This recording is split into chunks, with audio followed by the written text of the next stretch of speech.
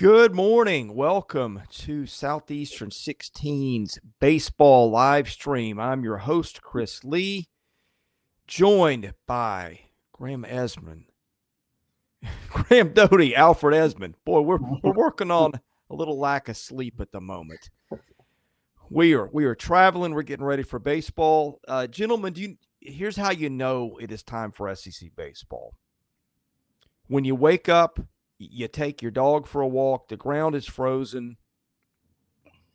You check your phone, you say, how cold is this?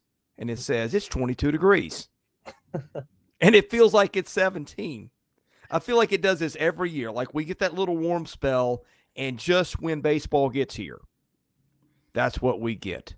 Let's get a location check from you guys, because I know you guys are on the road. Alfred, let's start with you, because you are the one of us that's actually watched some SEC baseball in person today.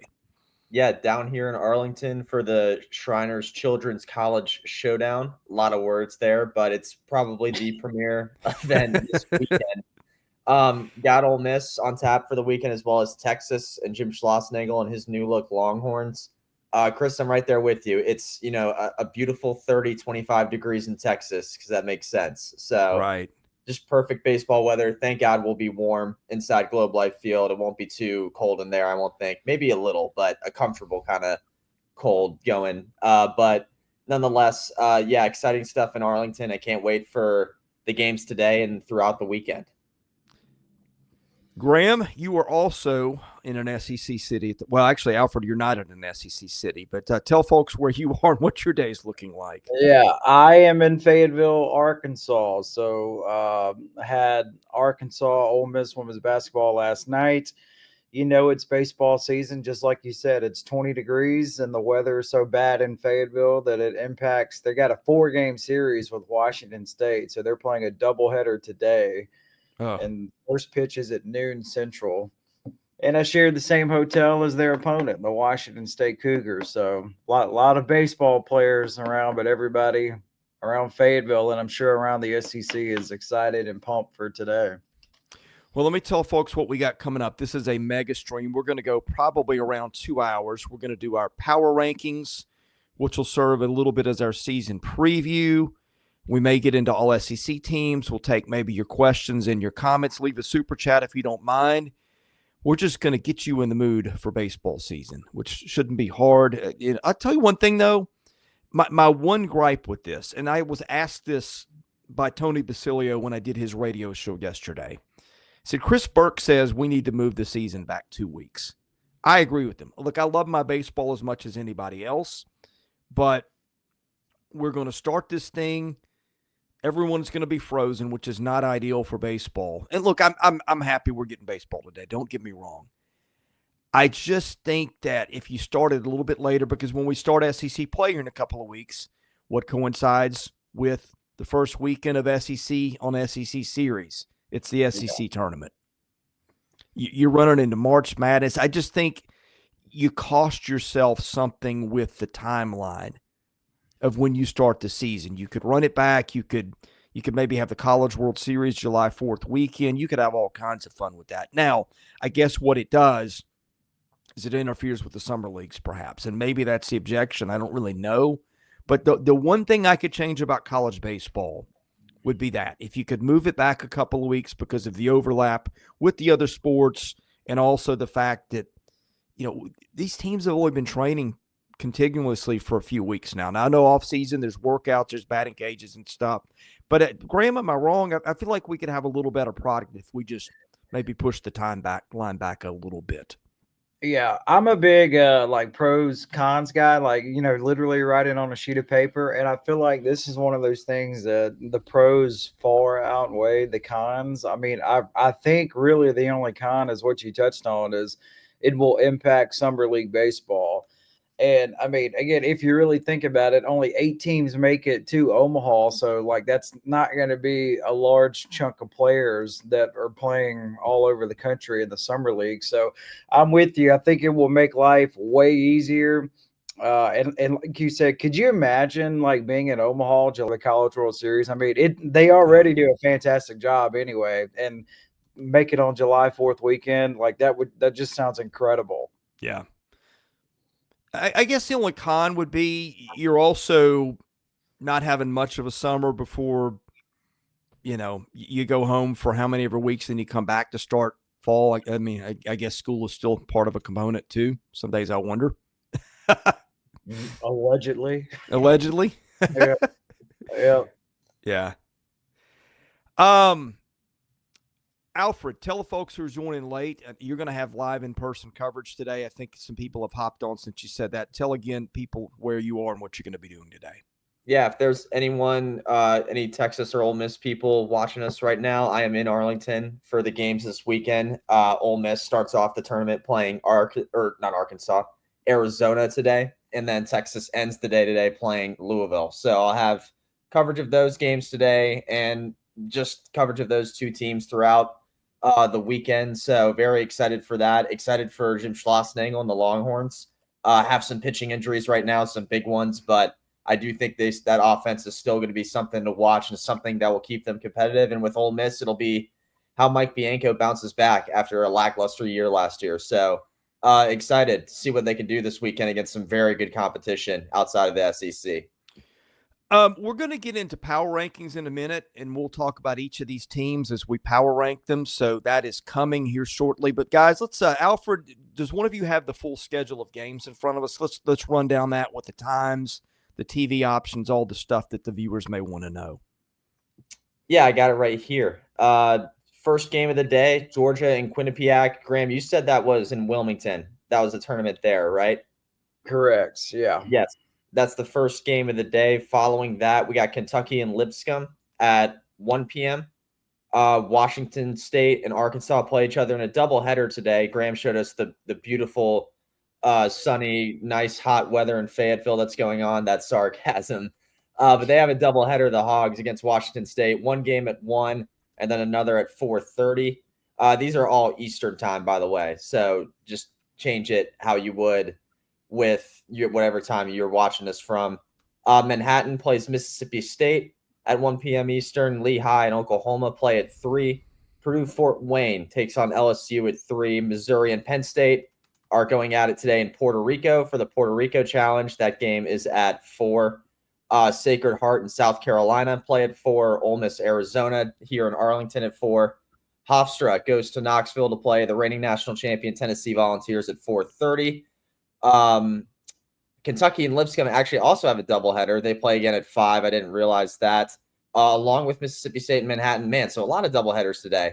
Didn't really realize that as much either. So Mississippi State, Kentucky, Arkansas, and Oklahoma all with doubleheaders. Florida and Air Force at 6:30. Texas A&M and Elon at 7. Auburn, Holy Cross at 7. And then the two games to end our day, Vanderbilt, Grand Canyon at 8. Chris, that's in Phoenix, I'm pretty sure. Yeah. I'm pretty sure those guys are in Phoenix. And then Texas and Louisville here in Arlington at 8. Same time as that Vanderbilt game to end the day of SEC baseball. So a lot of doubleheaders and just a lot of games. Yeah, a few scheduling notes there. First on Georgia, I think that series is being played in Asheville because you're still doing renovations on Foley Field, which if you've never been to Foley Field, I have always loved that venue, and I can't wait to get down there and see what that park looks like now that it's redone. But I just think the backdrop there, the pine trees, the little frat house or whatever that is in right field, it just makes for an interesting atmosphere. The Lipscomb, Kentucky series is actually at Lipscomb in Nashville, my alma mater, by the way.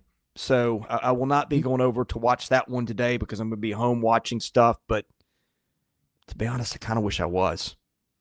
Maybe I'll see if I can drag my son over there and watch a little baseball. It's a long weekend. Hey, they'll be in Nashville, I think, next weekend, too. I think they play at Belmont next weekend.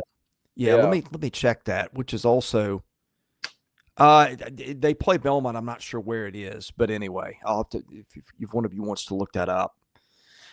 So we've got that, and then a note on the Vandy game tonight. I believe that is actually in Grand Canyon's ballpark, Alfred. So that actually the other two games that the Commodores play this weekend will be neutral site games. That one will not be, I believe. I'll have to fact check that, but I was hearing that talked about earlier in the week. It's a very dark venue from what they say in terms of the lighting. So, yeah. Very, very cool ballpark, though. I've seen pictures of it, so that'll be kind of a nice place to go. And then I think is that the MLB Desert Invitational? It is. Games? It That's is. what I figured. And Vandy's got a tough schedule. I mean, that's 3 teams that I don't know that Grand Canyon will be ranked, but Nebraska is in some polls. UC Irvine is one of the better programs out west. Not sure if they're ranked, but I think they were in a regional last year. Maybe as a 2. I'd have to fact check that, but that's a team that's always got pitching and just loads of talent in its backyard. So yeah, it's going to be a fun day. The only thing I hate about these, like I said, along with the weather not always being ideal some places and the cancellations and just, people don't play their best baseball when it's 30 degrees. But just all the games going on at once. Like it's almost too much to try to follow. I'll have a couple of screens on here, probably a third with the phone. But I do look a little more forward to when it's SEC on SEC and you can kind of cut your viewing windows in half. 16 teams playing different games at once is a lot to follow, gentlemen. Yes, it is. Yes. I remember this last year, and it was quite a lot and up until March, really. So we'll see how we can handle this. I'm sure with 3 people now, because we didn't have Graham yet. I'm sure with 3 people, it'll be a lot better. But we'll see how this ends up. And by the way, we are locked and loaded for the season. I have not announced this because I wasn't sure if I could finish it. I still haven't quite finished it, but I'm going to get there. We have got about a 50,000 word season preview. We've got a couple thousand words at least on each team. We've got power rankings. We've got all SEC teams. I'm going to put the finishing touches on. And so we will put that out there on Twitter. It'll be like in a Google Doc. It'll be free. So you can check that out, and it will tell you just about everything that you need to know about every team. I had more stuff planned too for it. I just didn't get there this year. But I'm hoping that people will love this. It'll be free this year. It won't be free next year if we can pull it off. This probably was a good 200 hours of man hours of work that went into this. So in any case, I think people will enjoy it. I will get that out there later in the day once we put the finishing touches on it. To get that, follow our Twitter account. We're also going to put some of these, in fact, most of the team previews are already up at the website at Southeastern 16. We just kind of relaunched that a few weeks ago. So if you want a little more info on your team, we've got those there. And speaking of info on your team, guys, are we ready to unveil the first power rankings of 2016, in which we will talk about all the teams as we get to them? I think we are. I think I'm ready at least. Are you, Graham? Let's do it. I'm sure nobody will have any issues with our rankings whatsoever. We nailed it. I have tallied all the votes, weighed them all equally. I think we might have had one tie, and I think I broke that with, or I'm not even sure we did. If I did, we broke it with whoever got the 2 highest vote totals between those 2 teams in terms of of the 2 of the 3, which somebody's got to win the tiebreaker. 2 of us had to rank them higher than the other. So that's how we went. By the way, when I say power rankings, they are power rankings. This is not predicted order of finish. And that can vary a lot based on your schedule. I'm looking at you, Mississippi State. Which who did Chris Simonis bribe to get that slate? Like, nothing in the SEC is easy, but you start naming off the top teams and they miss darn near all of them. So anyway, that's what I'm getting at is some teams got a harder draw than others, and we were just ranking them like everybody's going to play everybody. How would we rank the teams? We tallied the votes. We had some differences, but we averaged them out, and this is what we came up with. With no further delay, let's get right into it. The Missouri Tigers at 16. It's a tough job. We talked to Carrick Jackson. We really enjoyed that. Just a guy that you really wish well in what he's doing. Loved what they did a year ago, guys. But just, we're doing the show, and he tells us live, as we're doing it, oh, by the way, Javin Pimentel's out for the year. That's their ace. They start from a place that's difficult. That makes it harder. You've got to love what he did. As he pointed out, they lost a lot of 1-and-2-run games last year. They came that close to winning some series against some of the Omaha teams in this league and some super regional teams. Just didn't happen. It's just a tough job, but he makes no excuses. They're trying to win. And at Graham, I think they're going to get some teams this year because they did it last year. They did. If you remember, they got Florida at home in Columbia. They swept the Gators. Yeah, we talked to Kerrick Jackson, just a few days 2 ago, weeks not ago. that long. Yeah. Yeah. And I mean, he's fantastic, and like, he's the type of guy, he'll make you want to run through a brick wall. So we're definitely pulling for him and want him to have a lot of success. And they got a unique thing. Alfred touched on this. They're opening the season in Puerto Rico, so doing things a little different. They got Penn State today. Really, really, really pulling for him and his staff. He's got Coach Jameson again on staff. He's got the second most wins in Missouri program history. So he's assembled a really good staff together. His thing, you just got to get the players, and as Chris just touched on, one of their top arm and one of their top position guys a little banged up, and not having your top arm right out of the gates is a tough blow for sure for Missouri. I'm excited for Jackson Lovich. That's one thing I'll say, at least. 287 batting average a year ago. On base percentage was okay at around 380. 10 home runs. I mean, he hit double figures in home runs. Maybe he can get that total up. They're going to have to lean on him a lot for offense. And then, Graham, as you said, they're in Puerto Rico to start the year. They play Penn State, who, is usually produces some halfway decent teams. And then after that, they play Stetson down there and UConn this weekend. Two teams who, Stetson's a really good mid-major. And then UConn made a super regional last year. So those are some teams that, can be pretty competitive, and it'll give Missouri a good challenge and stuff. I don't know if it's a good or a bad thing. They missed out on playing Virginia down there this weekend, because I know Virginia is also in Puerto Rico. Probably a good thing, at least for right now, that they missed out on the Virginia Cavaliers, but they do get some good teams this weekend. But yeah, I mean, there's just a lot, there's a lot left to be desired on this team just based off the injuries they have and stuff. And then you get Texas and Oklahoma joining the conference, and it doesn't really help your chances of climbing power rankings, at least to start the year. So probably the reason why we have Missouri slotted down here at the bottom.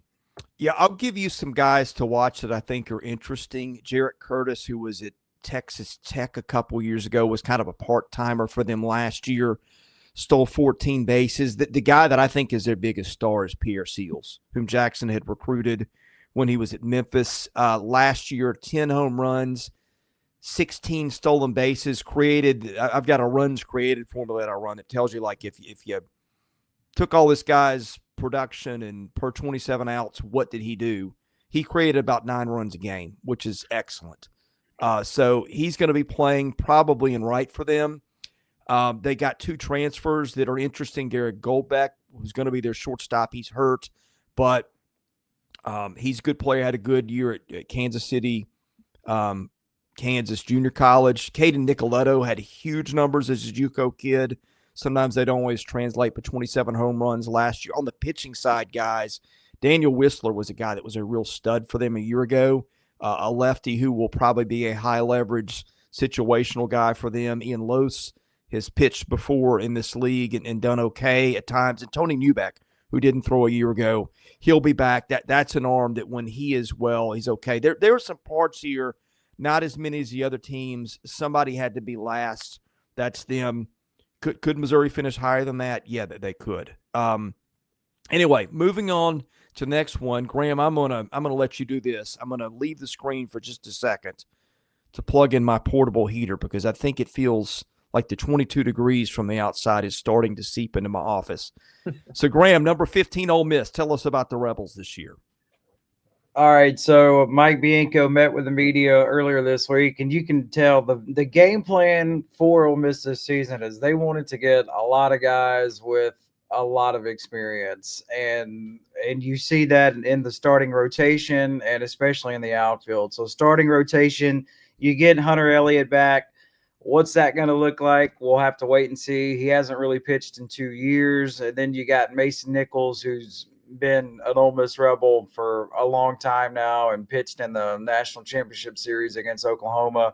And then you got Riley Maddox. Maddox was a Friday night starter a season ago, another veteran guy in the lineup. He's going to go game 2 this weekend in Arlington for Ole Miss. One new wrinkle for Ole Miss this year, Mike Bianco is taking the CEO style approach head coaching wise. He hired a pitching coach, Joel Mangrum, out of the Cleveland Guardians organization. And Mike has just turned it over to Joel Mangrum, and he is running the shots, doing everything pitch wise. Mike is taking a step back. He's really focusing on the defense. Defense wasn't a strong point at all a season ago for Ole Miss, so he wants to clean that up. And then the outfield, all transfers, not on the team a season ago, all guys that have just played in over 150 games throughout their college careers. So that's kind of the direction Ole Miss is going, leaning on guys with a lot of experience. Mike Bianco touched on that a lot with the media earlier this week. He said, yeah, you can win a lot of games with a lot of young guys, but he feels that it really, really helps with older guys that just have a lot of experience, that have talent as well. Infield will be pretty much almost the same. The difference, Luke Hill is going to be getting some action at third base this season. He was middle infield, second base, shortstop a season ago. Rebels have a true freshman shortstop from New York. They're going to lean on him. He's going to be the day one guy. And I mean, other than that, like a lot of familiar faces, but just kind of a different approach. Ole Miss will be leaning on guys with a lot of experience at different levels this season. To me, the outfield is interesting with all the transfers you mentioned, Graham. I'll start with Isaac Humphrey out of Louisville. All the guys they picked up in the portal in the outfield had double figures in home runs last year. That's something to note, that there's power there. Isaac Humphrey from Louisville is one of them. He had a great year last year. It was 10 home runs for him, on base percentage well above 400, batting average above 300, stolen bases with 9. And then Mitchell Sanford from New Orleans transferring in had 18 stolen bases a year ago. And then Ryan Moorman's from average, or wasn't great last year, but his home runs were up there at 18. He transfers in from Illinois. So yeah, those three guys I'm pretty excited for out of this Ole Miss team. Obviously, you got some big returners and guys like Will Furnace, too, who comes back. Maybe his power pops off a little more from 8 home runs, gets into the double-figure range. That's something I look for out of this team. Maybe it's, we seem to see in the SEC, if these teams can hit home runs, usually good things happen. So I guess if that outfield, sticks with doing that with the guys who did it at their respective schools last year, and they all come to Oxford and do it, good things can happen for them. And then if they get some of their returners like Furnace to do it as well, the offense will be there again. So that'll be something I look for. This Ole Miss team, they're looking to have a better year than last year. I think there's a lot of, I guess online, there's a little bit of speculation about Bianca's job and whatnot. That remains to be seen. And, I think we should just talk about that, not on Valentine's Day, maybe as we get into later in the year. But regardless, it's hard to believe that year will happen again for Ole Miss. So I think they'll shoot their way up the rankings a little bit. How much, though, is a question for later on in the season. Yeah, never would have believed that the program took the path it did since winning the national title in 2022. A lot of that is just pitching injuries. They just seem like they're cursed. It's an old staff. I'm not sure it's been healthy enough a lot of times to show what it can do. So, hey, if Ole Miss ends up higher than this, I think that'll be a part of the equation. All right, guys, we talked to Rob Vaughn at Alabama for the first time this year. This first time I'd met him. I don't know about you, Graham. Really enjoyed that conversation. The whole thing about the program takes on the personnel of its head coach, I think, is very real with him. He was a guy that wanted to go to Texas A&M to play. They did not want him. So he has kind of spent his life in underdog situations at Maryland, where he was the head coach. Not a lot of resources and support and enthusiasm around baseball. Then goes to Alabama, where they've had some success, but it is clearly third fiddle at the best to basketball and of course, football. But I think they're intriguing. If they can keep the pitching healthy, Riley Quick, they got some JUCO hitters I'll talk about in a minute. Graham, what sticks out to you about Rob Vaughn's Alabama squad this year? Yeah, really, really enjoyed visiting with him. I thought he was fantastic. To me, it starts with their shortstop, and they got a really, really good one in LeBron, and he's just a sophomore, so what a bright future he has for him. And I mean, they're going to have arms on the mound as well. I thought his story when he touched on Zane Adams and just the recruiting process of getting him to return to Tuscaloosa, I thought that was fantastic. He went to high school with his mom, Amanda. And I don't know. I mean, he just seems to have a formula that has worked for him going back to his Maryland days. And you can just tell they have a really, really, really good culture. And as you touched on, he likes to recruit a certain type of player. That's that underdog player with a chip on their shoulder. And they have a lot of returning faces, and they have a good addition of new guys that they acquired, whether high school guys or from the portal. So they have a really, really good nucleus of core players. And I think, Alabama could be in line to put together a lot of wins this season for sure. Yeah, for me, what stands out, the other probably big name on this team is Zane Adams. Really impressed with his freshman season. Probably is going to front line this pitching staff, at least starter-wise and stuff. Just incredible stuff his freshman year. The sophomore breakout, if it happens like it does to some players, is going to be ridiculous. I'm looking at our stat sheets we did for this preview Chris talked about. That home run rate is at 1.1%. Is that right? For Zane Adams. I think so. Yeah, he kept it in the park. That's pretty dang good, is what I was going to say. So, I mean, this is a pitcher who I think everyone in the SEC needs to keep their eye on. I can imagine him being on an all-SEC team to some extent, whether it be first, second, or third team. Same thing with Justin LeBron at shortstop. I can imagine him being on one of those first, second, or third teams for all SEC recognition and stuff. So, I'm it's another team too. I mean, they're very intriguing. Our conversation with Rob Vaughn, I thought, went well as far as the conversations we had with coaches that came in. It was one of the better ones we had. I think it's a team that can surprise a lot of people, and we'll have to see. We'll have to see how it goes later on throughout the year. I just think it starts really with LeBron and Adams and what they're able to do at their respective positions. And then Chris, like you said, some of the JUCO transfers they have coming in, whether it be Bryce Fowler in the outfield or others, is going to be good. I think Brady Neal transferring in a catcher from LSU is a good pickup from them within the SEC. On base percentage up above 400 last year. He's a guy who can hit double figures in home runs and sort of break that cusp this season. And the guy who I kept my eye on a little bit, we'll see how he does, is Jason Torres from Miami. That's where he transferred in from. I don't know where he's going to slot in on their team as far as that goes, but I can imagine he'll get some playing time just based off, a 330 average and an on-base percentage near 400 a year ago. So I'm super excited. I mean, it seems like, no matter what, all the tribulations, that Alabama has gone through, Rob Vaughn's sort of taken that and just kind of brushed it to the side. I mean, they made the tournament last year, and I'm sure that's the goal again. And who's here to say that they won't do that again? Yeah.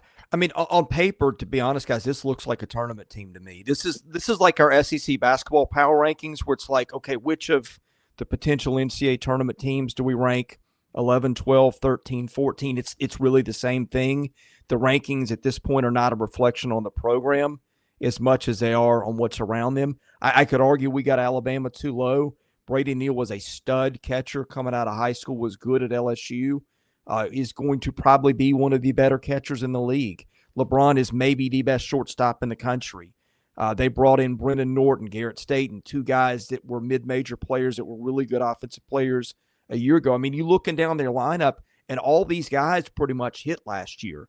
I'm very interested to see Richie Bonamalo Jr., who was super productive last year. 14 home runs. He's told 63 bases, guys. He's going to be playing right field. He's kind of like an all-out kamikaze type guy. Their pitching, we mentioned Adams. Riley Quick threw 3 innings last year. Quick's a potential big league arm in that third spot. Tyler Fay, a guy with some health, could do some things. They got Hagan Banks. They got Carson Osmer, who was a good closer at Penn. This is kind of an older team that, I think this is a tournament type team. You look at Vaughn's track record. He's done great. He's gotten a lot of teams to the tournament. No reason Alabama can't get there except for there's only so many wins to go around in the SEC. I'll be very interested to see how they do We had a lot of fun on and if you didn't hear the conversation where we talked about recruiting Zane Adams when he got the job, he was one of Brad Bohannon's recruits, so he's going in there to re-recruit him. He walks in the room, looks at his mom, realizes we went to high school together. Didn't know that coming in. That was a fun story to hear. Okay, let's move on to the next one. We have got at number 13, South Carolina. I'm going to let our resident South Carolina native and kind of quasi-Gamecock baseball expert, because, boy, you watch this team play a bunch. Mm-hmm. And you've got to know Paul Maneri a little bit. I'm going to let you lead this one, because I think this team is a team that I think we have underrated a little bit here. Yeah, I had them in my other writing venture with World Baseball Network. They were one of my 5 underrated teams in the country, and that's just because of really where we put them and the rest of media put them in preseason polls and stuff. I mean, Paul Maneri needs, no introduction as a head coach, legendary coach at LSU, national championship there, a bunch of SEC Coach of the Years, an SEC or a National Coach of the Year award. Has been doing this for a long time. I'm sure no one has any doubts about his coaching ability whatsoever. I just think I don't think people really know the names as well on the South Carolina team as, people normally did in the past and stuff. Everyone knows Ethan Petrie. I'll start there. I mean, he's going to be one of the best power hitters in this league. I'm pretty sure, without getting into our first team SEC guys, all 3 of us put him on our all SEC team. I would be shocked if it didn't end up that way. He's going to hit 20 plus home runs at the very least. He's going to be the big gear in this offensive machine in Columbia. You're going to have Talmadge LaCroix, who got a lot of work in at catcher last year. He's going to be the main catcher this year. You're going to have Nolan Araki and Nathan Hall both come in from Clemson, a rival transfer there. I'm sure that doesn't go over with the Clemson people, but, we're the SEC, so who cares? The South Carolina people love it. But, yeah, those 2 guys, love them a lot. And Araki, I know, was hurt throughout the fall and heading into this season, so I don't really expect him to pop off too much to start the year just because he hasn't gotten a lot of work in. But, Graham, you remember our conversation with Maneri. He loved Nathan Hall to death, so I'm really excited to watch him play and stuff. And then other guys, too, that stand out. I mean, you got to go Henry Kasmer from Ohio State, a big transfer coming in as well. He should be slotted in somewhere on the infield and get a lot of playing time. Kennedy Jones is a good returner. Blake Jackson is a good returner for these Gamecocks. I think the pitching is going to be interesting. I know Jerzenbeck is going to be injured at least to start this year. We had him as a starter. The starting rotation as of right now without him there is Jake McCoy, Dylan Eskew, and Matthew Becker. Was that the last one? Is that right? I don't remember if Becker made it or not, or if he's pitching out of the pen. Let me double check that. Okay. But I mean, and Becker's here's a commonality, by the way, as you're getting it. There's a lot of guys that we have seen throw good innings. Yeah, Becker's there too. Okay, you're right about that. Okay.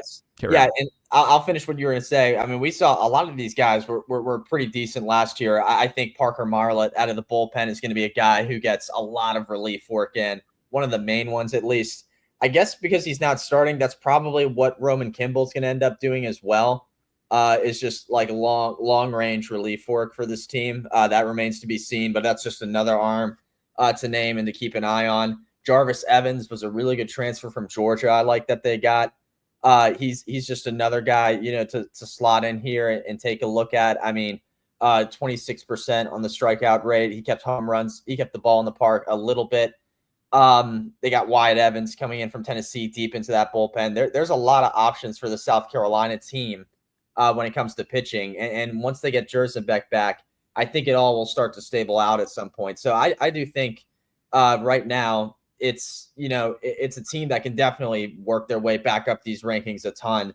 I know they're going to have a challenge early in the year, not this week, but in the weeks coming, playing the Clemson Tigers in that big rivalry series they have every year. That includes a neutral site game in Greenville. Shout out Greenville, the hometown. But I'm excited. I think we're really, there's a lot of people, including us, maybe underselling this team a bit. And we'll just have to see. We'll just have to see if all the pieces come together like it can. If there's anyone that can do that, it's Paul Maneri. So a new era in Columbia, and I'm pumped for it. Here's where I am with South Carolina. I do believe Paul Maneri is going to win, but just how quickly is that going to take? I mean, Alfred, if you remember, he told us his first year at LSU did not go the way that he wanted it to go. So, will history kind of repeat itself? I like his staff. They retained Monty. That was a big key for him to keep him on staff. And then he brings back Rooney as his pitching coach. They go all the way back to when they were at Notre Dame together. They got pieces like you touched on, Petrie, first team SEC kind of guy, but everything else, you got it. Like, he hasn't coached in, this will be 4 years now. Think of how different college baseball is, college athletics is in the last 4 years. I do think it'll be a little bit adjusting to the transfer portal, NIL, all that. But South Carolina, it's a really good job. I think he's going to win a lot of games. My thing is, how quickly is it going to take him to do it? He's finally healthy. That was one of my takeaways from him when we visited with him, Alfred. You know, he had the neck issues when he was at LSU. You could tell he's finally healthy. He seems fresh, rejuvenated, and he seems fired up and excited to be back in the SEC and coaching again. Yeah, a few things about them. I was not part of that interview. I did watch it. His energy was palpable. He talked about how he loved that ballpark, loved his office. I've actually been in that park, Founders Park. It's beautiful. I've even been like in the coach's office area. He's got a view of the field. He was very energized. I don't know that there's a more less talked about megastar in college baseball than Ethan Petrie. I know he maybe took a little step back last year, but that kid with the bat in his hands, I do not want to pitch to him anytime, ever, any circumstance. Could be National Player of the Year if things break right. Mm-hmm. I think the rest of the lineup is solid. I think Blake Jackson, a really good player that doesn't get talked about. We talked about their infield. Henry Kazmar from Ohio State, a really good shortstop that they got in the portal. You mentioned the two Clemson guys. I'll be interested to see what Dalton Mayshore at St. Mary's does, if he's part of things. The pitchers, it struck me, guys, as we did this, how many arms that they have that have shown some things before. Matthew Becker has shown some good things. Tyler Pitzer was really good for Carolina for a spell last year. There was a time at Georgia I thought Jarvis Evans might be a star. He's on this staff. Eddie Copper gave them some good stuff as a freshman a year ago. White Evans, you mentioned him, big wild card, was really good at Tennessee, but hasn't played in 2 years. Parker Marlott is back. I think the concern, though, is Jersneybeck. When that announcement came out yesterday, because, guys, when we talked to him, I'd written our preview, and then Paul Maneri says he's basically going to be our Friday night guy. And then the rotation comes out, he's not in it. And then it's, well, he's probably going to miss a couple weeks with no more information. That always scares the pants off me. He is, you know, if things go right for Eli Jerseybeck, he's a top 5 pitcher in this league, probably. So to me, that's a big deal. If you've got a dude on Friday night who can shove, that's a series changer for you. I still think South Carolina can win a lot of games without him, but boy, that was the one thing you did not want to see going into the season was no Eli Jerseybeck, and that is where the Gamecocks will start the season. All right, on to 12. Guys, we do this every year. Why do we do this? Kentucky at 12? Like, it's lather, rinse, repeat with Nick Mion-Jones' club. And I get that. Here's the problem. You look at the names on the roster, and they are not the names that you know that you see everywhere else. It is more pieced together by mixing and matching and platooning and a bunch of guys throwing a lot of innings rather than having an ace on a Friday night and a surefire star, although they had one of those in Ryan Waldschmidt a year ago. Might have one of those this year. I'll give you a name that people are sleeping on that I'll talk about in just a minute. But, yeah, it's kind of the same thing for Kentucky, Graham. A team that nobody knows because Nick Mingione goes out and gets old guys. And this is, if you look at high school graduation class across the 40-man roster, this has to be the oldest team in the league. I mean, Nick McKay is their Friday night starter. He's a class of 2018 grad, 7th year college baseball. It's the same thing he's done. It's different guys. The question is, can he make it work again? And if you bet against him the last 2 years, you paid the price, Graham. Yeah, you really have. And so this is going to make it 3 years in a row where they are not in the top 25. 2 years ago, they make it to the Super Regionals. Last year, go to Omaha for the first time. You kind of get the feeling that's what he likes, and he can really sell that to his team. I know they lose a lot from the team that went to Omaha a season ago. They lost a lot. And then you look at who they brought in, and it's guys from all over the country. You got a Milwaukee transfer, San Diego State, Columbia, Campbell, Illinois State. Their ace, as Chris just touched on, is from South Dakota State. So they got a bunch of guys that, a lot of people haven't really heard of, but that's just what they've been able to do the last 2 years, and it's just been a recipe for success. I mean, they like Ryan, who they got last year. He was a lower level guy that they turned into a high draft pick and, hit 20 home runs for Kentucky a season ago. So that's been the formula, and you can certainly see that it's been a recipe for success, and that's what they're going to do again this season. And don't be surprised when they win a bunch of games like what they've been doing the last 2 years. Yeah, the starting rotation was announced the other day. Nick McKay, Ben Cleaver, Ethan Walker. All those guys, are pretty good options. 2 of them transfers, obviously. McKay coming in from South Dakota State, Walker coming in from Longwood. Both though were super solid. I mean, Ethan Walker, I'll start with him. His, strikeout percentage up above 30%. You got to like where that is. And that'll be a fun rotation to see. Getting into the bats they have, Devin Burks is a very good kind of just continuity guy to bring in back from last season.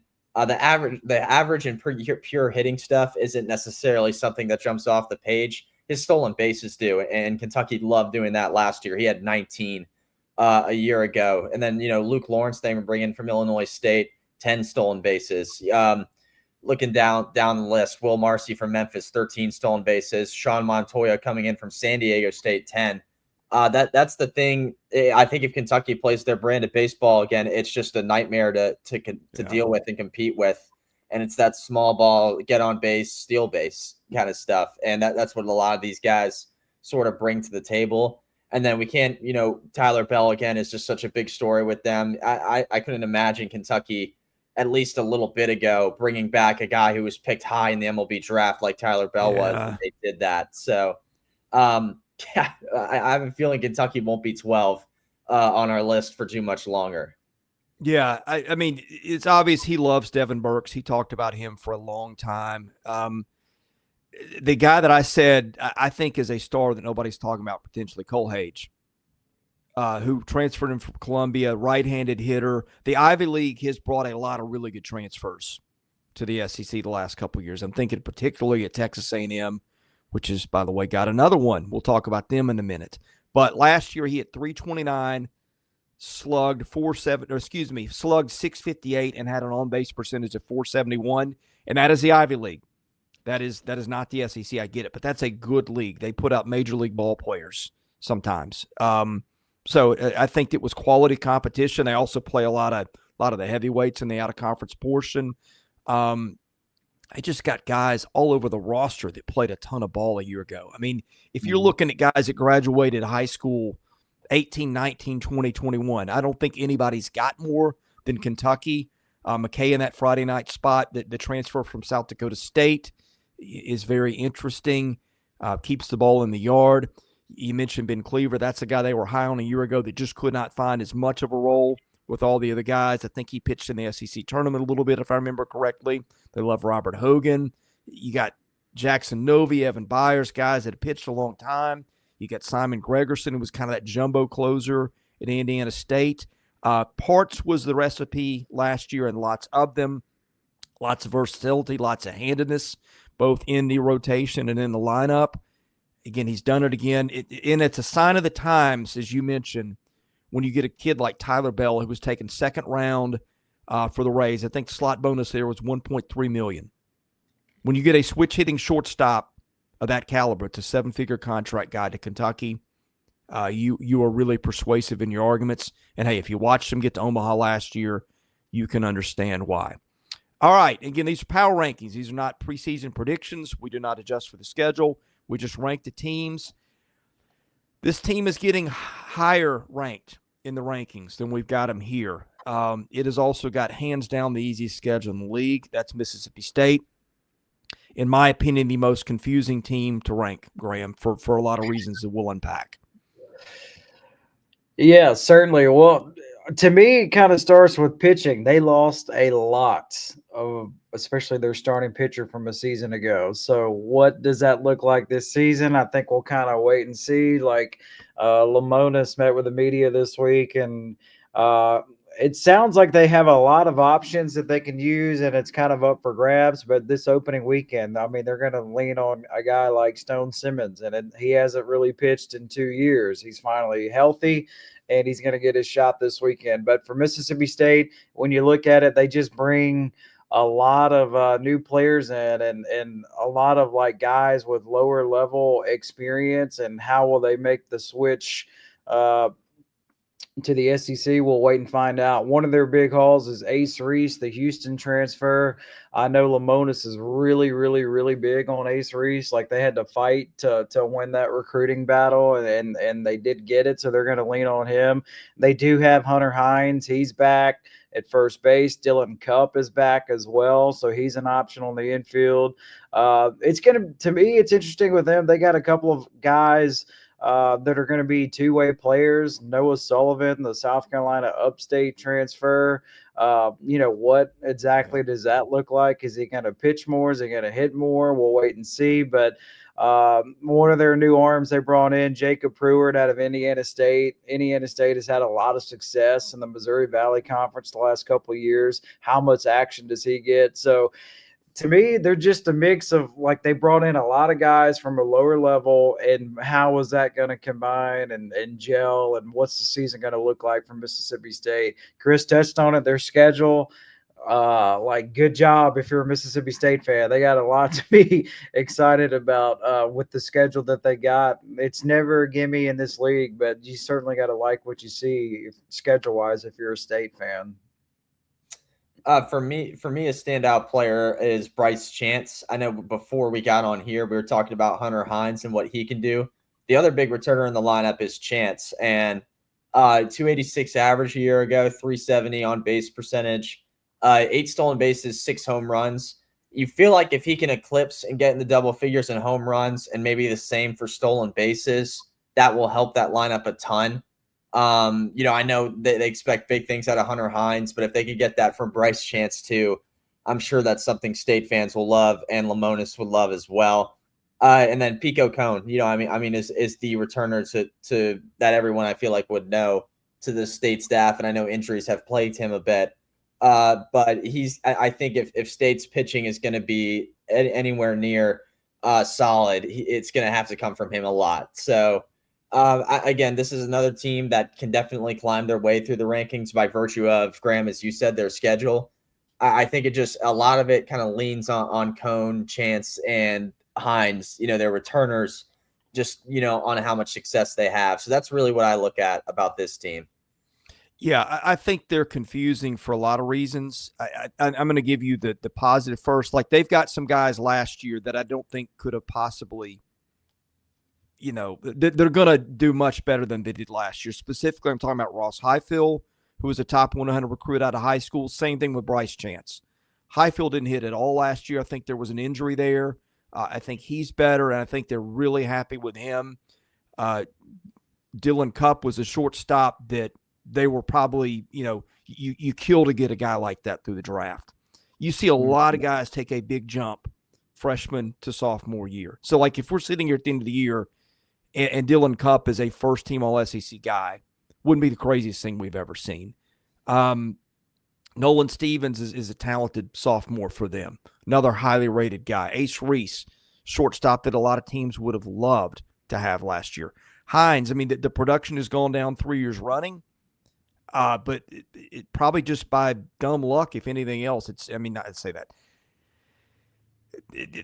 I think there's a slim chance that it continues to go in the other direction, but it has gotten worse for 2 years running. He strikes out a lot, but Hunter Hines, when he is on, can just take over a series. We've seen that before. So I think Hunter Hines could have kind of a second breakout phase of his career. And if he does, then this is a regional team for sure. The pitching, though, they just can't keep these guys healthy between Pico Cone, Carson Liggins, Stone Simmons. All those guys, I think, have had injury issues. Liggins was a pretty good player at Miami 2 years ago. Couldn't stay healthy a year ago. Simmons hasn't thrown in 2 years. They got two back-end guys in Pruitt and Chase Hungate who've been bulk reliever guys with success at teams that both hosted last year in Virginia and Indiana State. So that covers a lot of sins. But, man, they lost their best guys from a year ago. They lost Dakota Jordan. They lost those two pitchers who were outstanding. But here's the other part of that. This time a year ago, nobody was talking about Gerangelo St. Joe and Kyle Stephan is maybe your best 1-2 pitching punch in the league. Lemonis knew something there. Maybe he knows something again this year. I think they are a very intriguing team, as Graham mentioned. Boy, they got not that an SEC schedule is ever easy. They don't get Tennessee, Georgia, Arkansas, Texas A&M, or Vandy. Probably all top half teams in this league. Nobody got a slate like that. Yeah. And Sven points out they do have a closer. Well, they may have two of them. I think they're going to be very intriguing to watch. Lemonis, it has either gone really poorly for him or it's gone better than anybody imagined. And there hasn't been an in-between switch, which is again, what kind of makes them difficult to figure. All right, moving on. Number 10. Really enjoyed our conversation with Skip Johnson. Let's not bury the lead, Graham. It is that pitching staff. Yes, especially the Twins. I mean, they got to be the only team in the country, right? With Twins that are going to be first-round draft picks. That's got to be a low list in the history of college baseball. But it starts with them. So they got a really, really, really good pitching staff. They returned an All-American and All-Conference type of catcher and Easton Carmichael. So they got a lot of returners back. Now they're JUCO heavy, and with JUCO guys, you don't know what you have until you kind of get going. And by the way, I do think we're going to start to see way more JUCO, especially in college baseball. Yeah. With the Diego Pavia ruling, I think you're going to see more teams just go JUCO heavy because you get them for 4 years now. That's a different rabbit hole. But for Oklahoma, I know there's a lot of new faces for SEC fans. Oklahoma, they won the Big 12 last year in the regular season. And a couple of years ago, they played Ole Miss for the national championship. So they got a winning formula. Skip Johnson was a whole lot of fun to talk to. You can certainly see why a lot of people like to go play for him. Again, they don't have the best facilities, all this stuff. They don't have what everybody else has in the most part for the SEC, but he just has a bunch of ball players, and it's been a winning formula for him. But as Chris, you touched on up top, it starts with their pitching. They got potentially one of the best weekend rotations in the SEC. And when you have an All-American catcher to go with it as well, that's a good mix to have if you're a Sooner fan.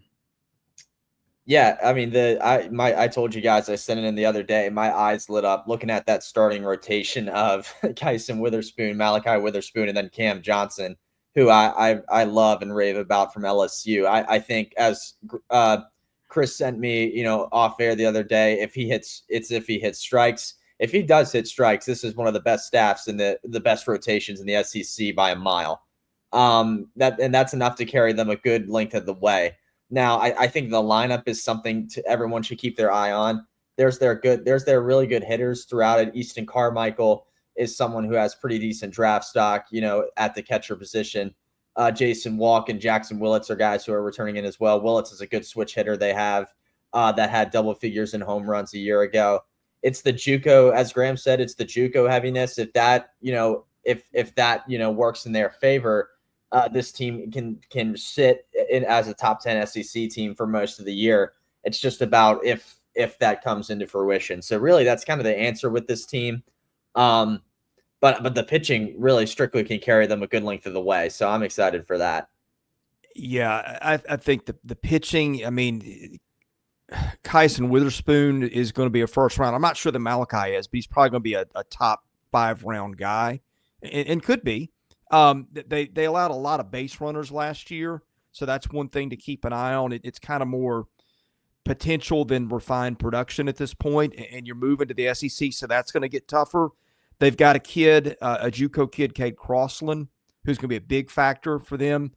Struck out 36% of the hitters that he faced in JUCO last year, gave up 0.7% home run rate. under 1% of the time did this guy give up a home run.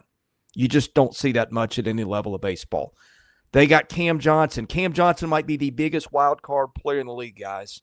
When he was at LSU 2 years ago, he came to them. I think Cam Johnson was a top 50 guy for the draft and maybe a guy that would have been taken in the first round. He was that good. He could not get on the field at LSU last year because he could not throw strikes. He walked or hit 38% of the hitters he faced a year ago. I don't care how good your stuff is, you can't do that. The fact that he made the rotation is probably pretty telling because they've got some other arms. You see guys that between 1 year and freshman, sophomore year, it happens more with hitters than pitchers lately, but they take that gargantuan leap. He is a guy that I'm going to say probably has got the biggest variability of what he can do of any player in the league, not just pitcher, but player. So that's a big wild card. Got a lot of JUCO guys in their bullpen, got some returning dudes there. And I think that's what makes them tough for me to figure. I don't always know what to do with JUCO production. You see some guys that light it up at JUCO, hit 20-something home runs. They cannot get on the field when they face tougher pitching. And that's what makes them harder to figure because they've got at least 3 guys in their lineup that are probably going to be JUCO bats. And I just don't know. But at the same time, that's what Skip Johnson does. He takes JUCO kids. That is the idea. We talked about Rob Vaughn, how he makes the program and his identity does the same thing. That's what they do. It has worked for him. Does it work in the SEC? I don't know, but they're going to be fun. And when those guys take the mound to start games, it's going to be appointment viewing. All right, let's get to number 9. Where did I put my banners? Here we go. The Auburn Tigers. Always enjoy our annual conversations with Butch Thompson, a guy, Graham, I think you know a little bit. Tell us about the Tigers because speaking of patterns, this is a program that seems like they have come off an awful year. Nobody's looking at them, and you look up and Butch Thompson's got them in Omaha. Feels like maybe this could be that kind of scenario again. Yeah, so last season was just kind of that nightmare season for Auburn. Anything that could go wrong went wrong as far as injuries. And again, this league is so good, you're not going to win every series. You're not going to win every game. And that was just kind of the snowball effect for Auburn. They were the team where it just wasn't their season, and they just were the team that racked up the losses. Most losses for Butch, by the way, since his first season. So I think he and his staff, they're just too good to have a repeat season like what they went through a season ago. To me, it all starts with Ike Irish. Butch is really high on him, as is everybody in Major League Baseball. That's why he is a potential top 10 pick. He's definitely going to be a first-round pick. They returned their corner infields. Cooper McMurray's been there for a while now, a lot of experience. And then you got Eric Guevara, not 100% healthy a season ago. He's finally healthy. Butch kind of told us he felt he rushed him back a little bit coming back from that ACL injury. Is he going to play at third? Is he going to be DH? Is he going to play at other spots?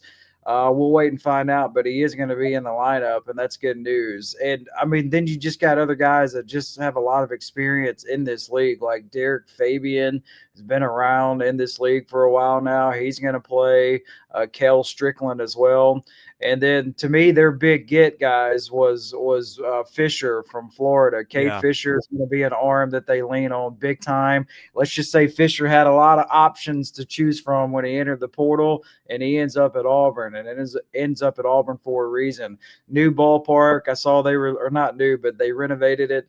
I saw they released the video. They put a camera up on the monster where everybody can sit on the monster in left field. So they're invested. They got an AD that cares about college baseball. Butch has been there for a decade now. Auburn just seems like they're so invested right now, and the fans are excited. They should be. I just kind of expect a bounce back season for the Auburn Tigers this year. Yes, Sven says, you rank freaking Auburn over Mississippi State. Get out of here. I'll tell you this, Sven. Looking at Auburn's roster, I'll take theirs over State's right now any day of the week, and that's why we got them ahead. And I think they're another team where, you know, we have them at 9. They can end up higher. I think they across the country wise are a slept-on team with who they have. Obviously, Ike Irish is probably going to be on all of our, all SEC lists, at least to start the year. There's definitely other catchers out there who could give him a run for his money, but I think he has a good case to be the best catcher in this league. A guy I want to keep an eye on, or two guys rather I want to keep an eye on, are people in the outfield. The first one's Bristol Carter, coming in from East Carolina. Really good player, 346 average, 406 on base percentage. Interesting to see how he can develop sort of power maybe in this league. If that's something he can do, he'll be a really, really good player. Chris Rembert is another guy. He's a freshman from Pensacola. I went and saw Auburn in the fall down in Pensacola back in October against Florida State, and he was, phenomenal. I don't know if it was because they were playing in Pensacola, his hometown, and he was just, was juiced out of his mind. But if he did what he did in Pensacola, I think he can be a SEC Freshman of the Year candidate. And I'll slot him in right now as one of those people that can win, that can bring that home. And there's a lot of good freshmen in this league. So I love what he had. And then, like we said, the pitching combo of Fisher and Dutton are going to be phenomenal. So this is an Auburn team who I'm super excited about. I think, we said it about Ole Miss. I don't know if they'll have a bad year like they did last year again. I don't know. I highly, highly doubt Auburn will. I mean, Auburn, I think, is a team that will work their way back to the NCAA tournament at the very least. And I'll put them in their ceiling as a team that can host if everything goes according to plan. Albeit once they hit the SEC, that'll be, it'll be a dogfight every weekend. But there's a lot of good going for this team that could make them better than last year. So I'm excited. I'm excited for this Auburn team. Yeah, here's where I'll start. I don't know that I would, but I think I could argue that after Lavalette and Grahovec at A&M, Irish and McMurray might be the best 1-2 bat combo in this league. Those guys have played a ton of ball. Each of them hit 14 home runs last year. They both get on base. Irish is going to be improved behind the plate. They got Bristol Carter in center, who was, I think, all freshman team type guy. Did that at an East Carolina team last year. It was really, really good. They brought in Eric Snow. We talked about him. Eric Gavar is a guy that Butch Thompson talked about, said, hey, basically forget what you saw from him last year. He was playing hurt. We think he can really help us. The pitching, I don't think we've talked about Hayden Murphy yet. Hayden Murphy went to the Cape and just lit it up. And Hayden Murphy was a kid that was he was number 64 recruit, according to Perfect Game. I don't always go by Perfect Game, but it's a lot of what we got. But he was a very, very talented pitcher out of high school.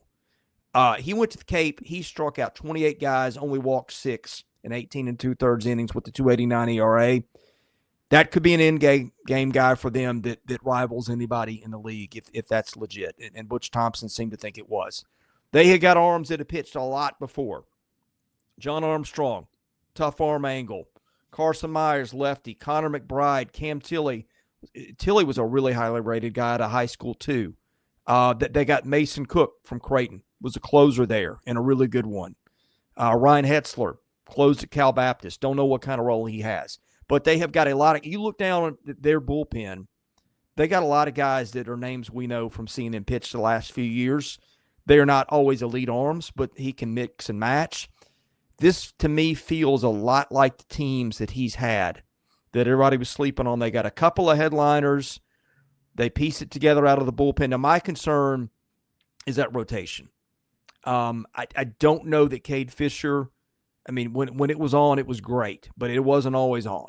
It was probably off more than it was on. Sam Dutton, good at LSU, not used to this starting role. Now, I don't know if the starters matter as much as they used to. I'm not going to pretend it's 20 years ago, but they matter to some degree. So that's my question. But here's another thing. Speaking of young kids, this is the best recruiting class he's ever had. They brought in Bub Terrell in the outfield. I don't know if he'll play as much this year. They brought in Chris Rembert, who is going to play, I think. They brought in 2 stud arms in Jackson Sanders and Christian Chatterton, who are going to pitch for them. Look out. The chemistry is always good there.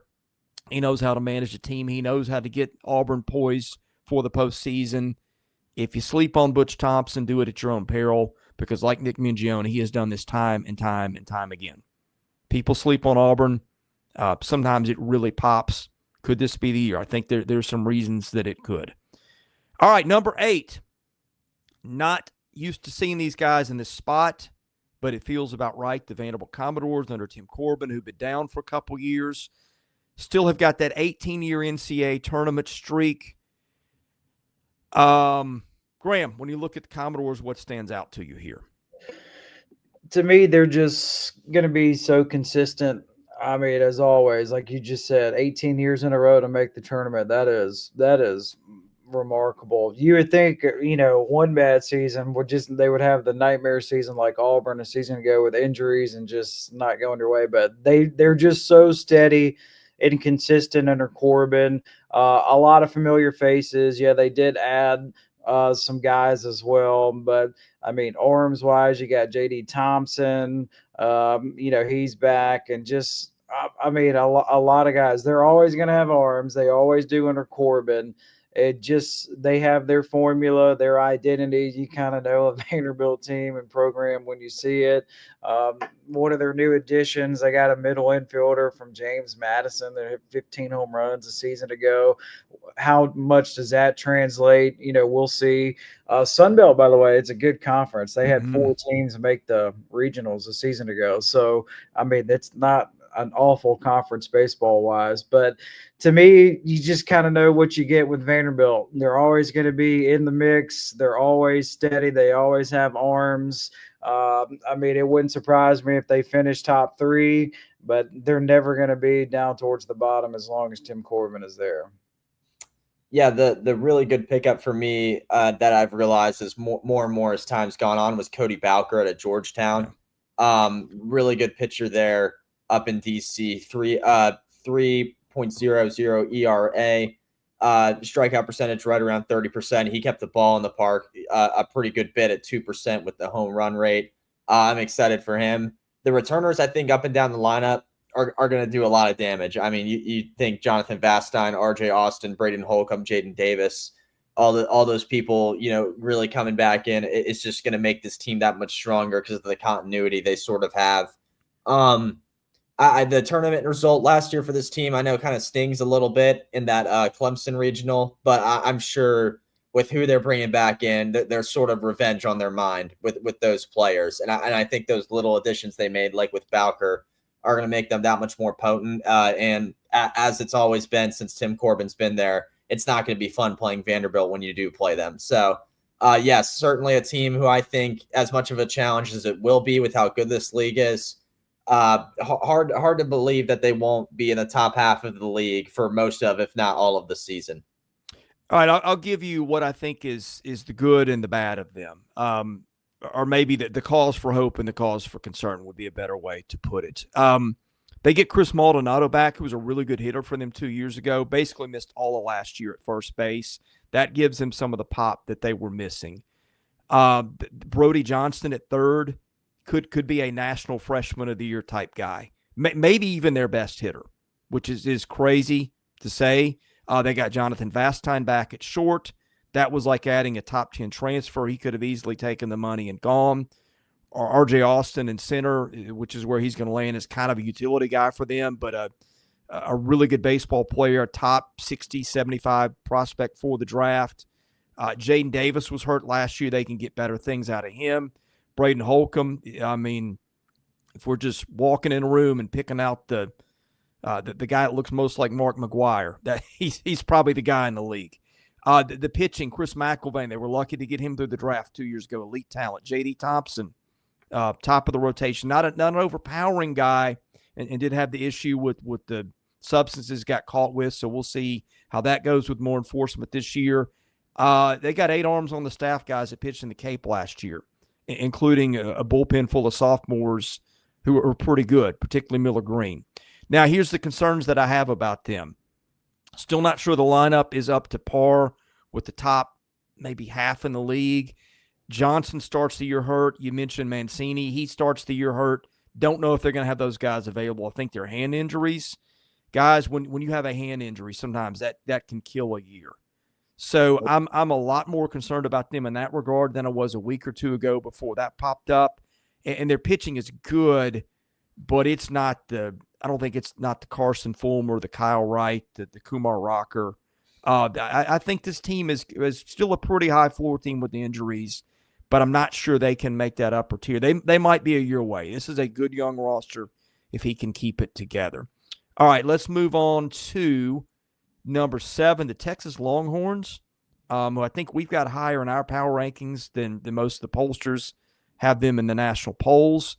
But I think there's a good case for it. Graham, I'll have you start us off here. Yeah, to me, this one is simple.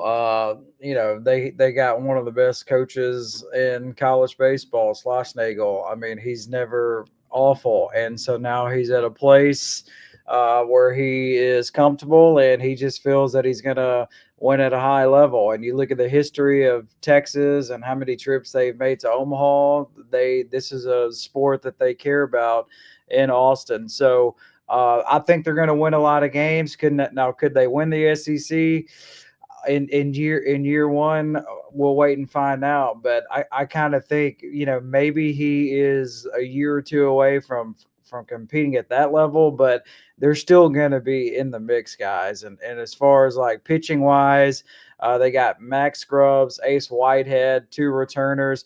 I'm very, very curious to see what Grayson Saunier looks like. Yeah. He's an Ole Miss transfer, highly rated recruit coming out of high school, could just never really put it together at Ole Miss. So now he's going to Texas. He's a guy that he had a lot of options when he entered the portal. He chose Texas for a reason, and he picked him because he thinks that they can develop him and utilize him in a big way. So they could have one of the top rotations in the SEC as well. So especially if Grayson Saunier pans out as your Sunday starter. But a lot of guys that return from that team in the Big 12 a season ago. And even though they made a pitching or a head coaching change, I mean, it's not like they were awful last season at Texas. Rich history. I think they're going to fit in perfectly in the SEC. Yeah, my thing is, and even if you look deeper into that pitching staff, the 2 pickups of Aiden Moffett and Connor McCreary in the bullpen, I think will work out wonderfully for them, hopefully too. But the returners in the lineup, I think are what you really need, heading into this league this year. That starts with Max Ballou, reigning Big Ten Player of the Year.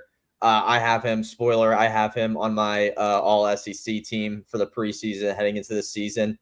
I think he's going to. I think he does translate to this league. I mean, I think he had 18 home runs in both of the past 2 seasons each. So it's a guy where the power has stayed with him throughout his career. Jalen Flores over at shortstop, same thing. You love to have a guy like him back. Will Gasparino, other guys as well. Duplantier is another one who is just, it's these bats that Texas has and has maintained that will carry them far. The Grubbs and Whitehead injuries kind of sting, at least to start the year for them. I do think once they get back, that pitching staff will be a lot more stable and a lot better. It'll be interesting to see even tonight when they play Louisville, how that really affects them and really at the start of the year, how it affects them. So something to keep an eye on with them. But when they're healthy, they're going to be a very competitive team in this conference. How competitive, we'll see. But you got to imagine they'll give some of the top teams in the league fits, at least during this season. Yeah, I mentioned 1-2 punches, and we talked about Cooper McMurray and Ike Irish, and I said, well, they're in that discussion. Like the top 1-2 offensive punch in the league would be the A&M guys, but these guys would absolutely be on the list. Jalen Flores, their shortstop, and Max Ballou, their outfielder. Not sure where he's going to land, maybe in right. Ballou would be a first-round pick if the draft were held today, and Flores. I've seen both those guys get first-team All-American mention outside A&M. I'm not sure that's happened for anybody else. Probably has, but point I'm making here is that's an elite starting point, especially when one of them is your shortstop. Now, the guy, if you listen to Schlossnagle talk, the guy he is raving about right now is Will Gasparino. Like he almost, you could catch him almost trying to contain his excitement. You see guys that make that freshman to sophomore leap. We talked about that with White Langford is a good example. Was kind of a nobody a couple years ago, made a huge leap to become a big guy. That's a guy that I watch. Easton Winfield, transfer from ULM, really good player. A lot of people wanted him. They're like Adrian Rodriguez at third baseman. Talked about him a lot. They've got probably a dozen guys that are playable, and it is a solid lineup even without the star power. The pitching is my concern. These are just not a lot of overpowering guys. The Grubbs and Whitehead situations, I was a little dismayed to see that. Saunier, Ole Miss, Graham mentioned him. I'm not sure the top-end pitching is there. But Jim Schlossnagle can develop hitters. That's for darn sure. So they're a very interesting team to follow. We'll see how that translates first year in the SEC. Number 6, Georgia. I like this team, guys. Graham, start us off with your thoughts on the Georgia Bulldogs. Just a lot to be excited about. We've touched on their new stadium or renovations that they've done, and I mean, just a lot of excitement. This is a team that went to the Super Regionals season ago, and it just seems like it's a nice mix of key returners from that squad, and then they're one of these teams that hit the portal hard, and they got guys from different levels all over the country that seems like it's going to be a really good fix. But as far as returners, Slade Alford, Colby Branch, John Morant are some to keep an eye on. Trey King is back as well. I don't know. This just seems like a team that's going to be able to really, really swing it. Branch and Alford each hit 17 home runs a season ago. They added Robbie Burnett from UNC Asheville, left-handed at bat. He hit 18 home runs. So I don't know. I'm curious to see what it looks like because they had so much success. Wes Johnson has been in this league for a while now and finally gets his shot as a head coach. And it's starting to feel like he has his culture, his identity. And as long as he's at Georgia, they're certainly going to be in the mix. Yeah, I mean, they were, this close to Omaha a season ago, and it seems like that they have a halfway decent shot of getting there this year, with who they have. One guy they do have who's gaining a lot of traction MLB draft-wise is Colton Smith. Just a ton of good stuff out of him. And I think it's just because the strikeout rate's ridiculous. I mean, 40% is almost 40% is an absurd mark to hit at. If he does that again, he's going to be one of the best pitchers in this league and can end up, getting up there with all SEC attention along with his draft stock. Daniel Jackson is a cool transfer to have in a catcher, coming in from Wofford. Wofford had a lot of good players last year because there's a lot of them in the SEC now. Daniel Jackson is one of those.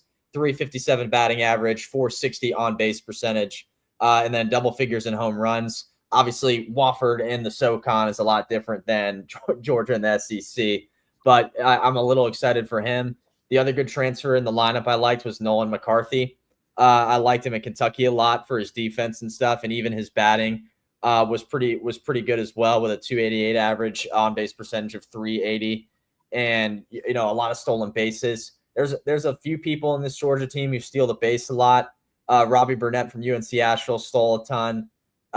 Devin O.B. from Duke stole a lot of bases as well that was home run, sorry. But he stole a few bases with 6 too. So, I mean, maybe that Georgia incorporates that into their style of play this year. If they do, that can make them really fun to watch and a really interesting team.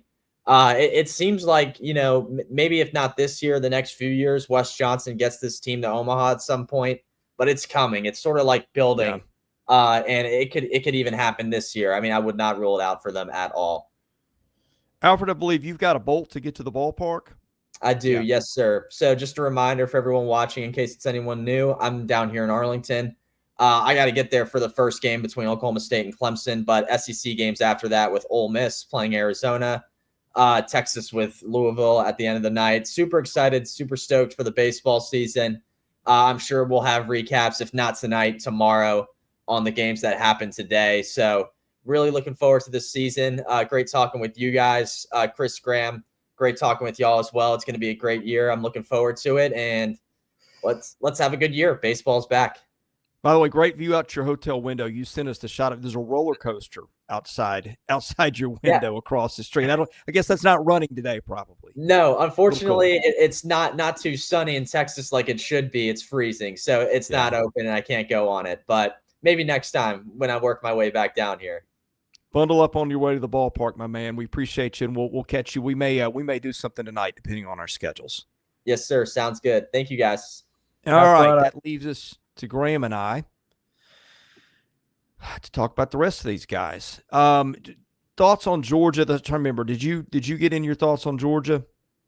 I did. One thing I do want to touch on, they added another Ole Miss transfer pitching wise, JT Quinn. So that JT Quinn's a guy highly recruited again, weekend rotation guy at Ole Miss, never put it together. So how does he fit into Georgia? If they hit on him, they're going to be potentially even better. So I think the ceiling is high at Georgia for sure.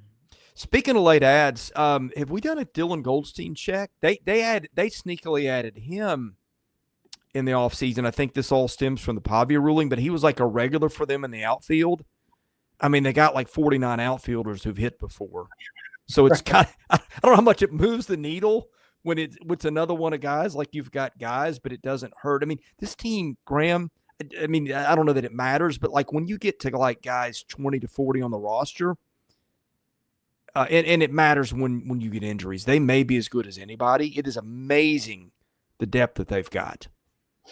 Well, to me, that's what separates this conference from other conferences. Like you have the depth that other Power Four conferences don't, and then also now with NIL, you can do this. Like you don't really have to be held to that 11.7 scholarships. You can kind of build depth, and it's a long season, and you want guys as healthy as possible. So yeah, they definitely have a lot of options for sure, which certainly won't hurt them.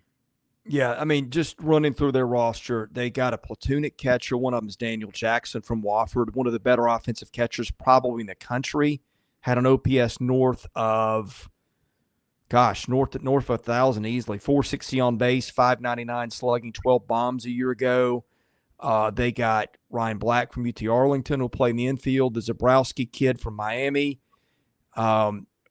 That outfield, man, the all-transfer outfield of Devin Obey, Nolan McCarthy from Kentucky, who's going to play center, Robbie Burnett, who was really good at UNC Asheville. Obey, particularly the way that he came on last year, that's a really good outfield. Trey Phelps is another, first-round pick if you hold the draft today for next year, draft-eligible sophomore. They got guys coming out their ears on the bench. I won't name all the names, but trust me, they're there. Now, their pitching staff is interesting because when Leighton Finley and Charlie Goldstein are out there, they're good. The question with Goldstein is he never stays healthy, but just a lefty that's just gives you great innings every time he throws. Colton Smith and the two, really high upside guy. They added Brian Curley out of the pen from VCU who threw 78 innings a year ago, was really good in those. Alton Davis from Alabama, Brian Zeldin, who was great when he transferred from Penn a year ago. You mentioned Eric Hammond from Southern Cal. Zach Harris, Zach Brown, super talented guys. Matthew Hoskins is talented. He's probably their four. You can just go on and on and on. That they got some freshmen who probably would play for a lot of Georgia teams, but won't play this year. If it were me, I would have put Georgia over the next team on our list. I got outvoted on that one. But I think if we take the names off the jerseys, there's a case for it. I'm curious to see who's number 5. Well, not a super hard guess. And I'm sorry, we should have timed this better because Alfred could talk for 20 minutes on these guys, the Florida Gators. Oh, yeah. Alfred was like our Florida beat writer in residence last year. Like they're playing in Clemson. He lives up now there. So he went to that. Yeah, he got to know that bunch really well. But at the same time, look, it's Kevin O'Sullivan in Florida. Like yeah. Even when they were bad last year, they won just enough. They got in the tournament. They went to Omaha. Now they lose, one of the top 10 players in the history of college baseball, Jack Cagley. And boy, that's going to leave a mark. Yes. But that lineup, I mean, they got power up and down the lineup. O'Sullivan said, hey, we know it can't just be about 3-run homers. We're going to get athleticism. They feel like they're better there. Kyle Jones in center can go get it. Blake Sear at Miami, better player than the stats showed a year ago. I think he was hurt. Colby Shelton, kind of forgot about him. Remember 2 years ago, everybody was talking about how great Colby Shelton was. when he had that monster freshman year at Alabama. Moved to shortstop there. Turned out pretty well. Luke Heyman, Brody Donay, Cade Curlin. I mean, the lineup just keeps going and going and going with the bombs. Liam Peterson. I was looking through ESPN's mock draft for 2026, and not Kylie McDaniel. I don't think. I can't remember who the draft guy is now. It's a name I know. It's been there forever. Yeah, I'll know it when you say it. Liam Peterson was a top 5 pick projected for 2026. Jake Clemente's good. Pierce Coppola, man, if that guy can ever stay healthy, Graham. Yeah. What could he give you? They got Billy Barlow from Clemson. I'm just not sure what their pitching depth is. It's Kevin O'Sullivan. They're always going to be talented. But this is a team, to me, that there's some questions there, but the way they ended the season, if you want to say, hey, I'm on board with them getting back from Omaha based on that, history would probably prove that to be a pretty good spot to take a stance. No doubt. And I don't know, they do ride the roller coaster though. I mean, they're one of those teams, like, I feel like they lose to Jacksonville at their midweek games. Like, yeah. Every season, and they got swept at Missouri. Missouri is a tough place to play for just a variety of reasons. Like, you just kind of have to create your own energy when you go play at Missouri, and that weekend Florida just didn't have any. To me, you touched on it. What stands out to them, they're always going to be crazy talented, but they returned 5 starters in their lineup that had double-digit home runs a season ago. So yeah, they're going to be able to swing it for sure. You mentioned Kobe Shelton. Yeah, he only hit 254 a season ago, but he hit 20 home runs. So if he can clean that up a little bit, I mean, that's going to be a nice addition in the middle of their lineup. But again, as Kevin O'Sullivan, he's always going to get talent. They're always loaded. They're going to be able to swing it. What does the pitching look like? We'll kind of have to wait and see. They have a mix of guys that have been on the roster for a while, then a couple of new additions with a Clemson transfer who you touched on, and Barlow. But again, they're going to be talented. It's just they ride the roller coaster, but to me, they always just seem to get hot at the right time. That's kind of what Florida's been able to do. Well, and to your point, they just accumulate so much talent. Mm-hmm. That sometimes these guys take time to develop or need an opportunity. I mean, like last year, like it seemed they were dead in the water, right? Like in addition to the record and everything, Ty Evans got hurt, who was maybe their best hitter behind Caglione. Who else got hurt? Oh, Hayden Yost got hurt, was part of their depth.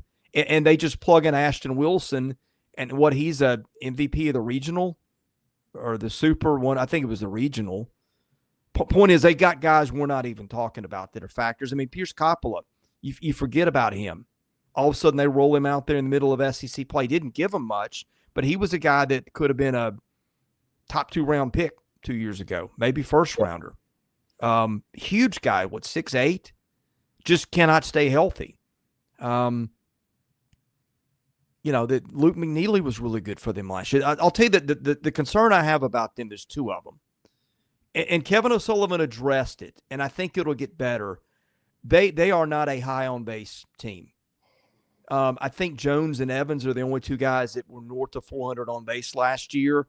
That matters. They were 2 home run dependent. He wanted to get better on defense. Feels like they did that. Jones will be a big part of that. And these guys put on a lot of guys, man, through walks and hit batsmen, and that's really hard to pitch around, especially when your depth gets eaten into. But, hey, that's what happened to them last year. Their depth got eaten into, and then they went to Omaha anyway. Yeah, I mean, again, like, they just get hot at the right time, and that's certainly what they did last year. And Sullivan has been doing – how long has he been doing this now? I mean, back to that all-star coaching staff when he was at Clemson. Yeah. So he's been around a lot of really good teams, and just from his conversations with the media there locally in Gainesville, I mean, he is excited about this group, and he should be, because they're talented as they always are. I don't think they have ever missed a regional since he's been there. He's been there since 2008. Yeah, I'm looking it up. I'm trusting Wikipedia for this. They didn't make it in 2020, of course, because the season got canceled. I'm going to guess they would have. They started 16-1. And he has now been to Omaha, what, 8 times, 9 times? That's crazy. Yep, and a national championship as well. So he's just so consistent.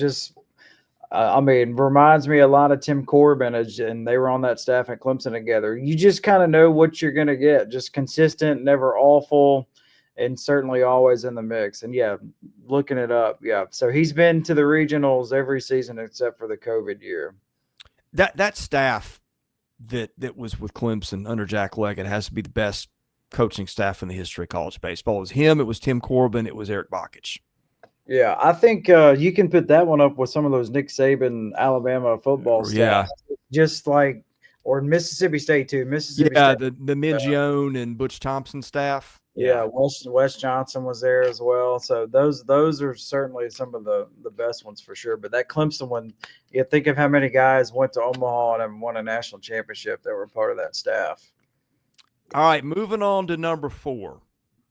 This is where it gets interesting because these are, in my mind, these 4 teams are probably a notch above everybody else we've talked about. I can make an argument for Georgia if the depth pans out, and I want to see what their top-end starting pitching can do. But in my mind, these 4 teams are cut above the rest. And I could even argue this one is number 1. If pitching rules today, it's Arkansas. And my goodness, their staff is, and I feel like we say this every year, and I think people have gotten Arkansas fatigue. They're tired of hearing about, well, we got arms. Well, yeah, you had arms last year. And how did that work out for you? Now, I don't know that they've got a Hagen Smith, because who does? But my goodness, the depth on this staff, I mean, it's just it's 198, 99 after another. I think this is I can't see them not making a regional, and I can almost not see them not hosting. Sometimes elite teams fall apart, and I think their lineup's better too. I'll get to that in a minute. I think that's where people are sleeping on this team a little bit. But my goodness, this pitching staff could be one for the ages. Yes, with Gabe, Zach Rude from East Carolina, then with the addition of Landon from Ohio State. Remember, Ohio State had a late coaching change. Yep. With Justin Hare. Yeah, yep. So that Ohio State lost a lot of people, so that is good news for Arkansas that they get a weekend arm out of that. So again, my thing with Arkansas, Dave Van Horn, you know what you're going to get: consistency, his culture, his identity. They're always going to have pitching, and as you said, they're probably going to have the best staff in the SEC. My thing with them this year is the hitting. Can they finally just consistently hit? Can they get the timely base hit? Can you get the double? Not so much just smacking home runs left and right, but just can you consistently get base hits and get on base? And that's something that's kind of plagued them a little bit. They've always been in the mix just because their pitching has been so good. So to me, that's the question mark with them. Now they do have some returners. You got Ryder Helfrich back, the catcher, Nolan back at second base. And then just new additions. They are a team, Chris, that just a lot of additions from JUCO, Power 4 level, guys with other SEC experience. So how will that mix and fit and gel with Arkansas this season? Yeah, I mean, the pitching, Gabe Gackle, some think is the best in the country. Only threw 42 and 2/3 innings, so we'll have to see how it goes. One thing that stands out, I do whip, except I add in hit batsmen because there's a lot of those in college baseball. I don't know why nobody ever includes that. But you look at the number of runners they allow, they are a notch or two above everybody else in the league. And sometimes ERA is a little noisy because,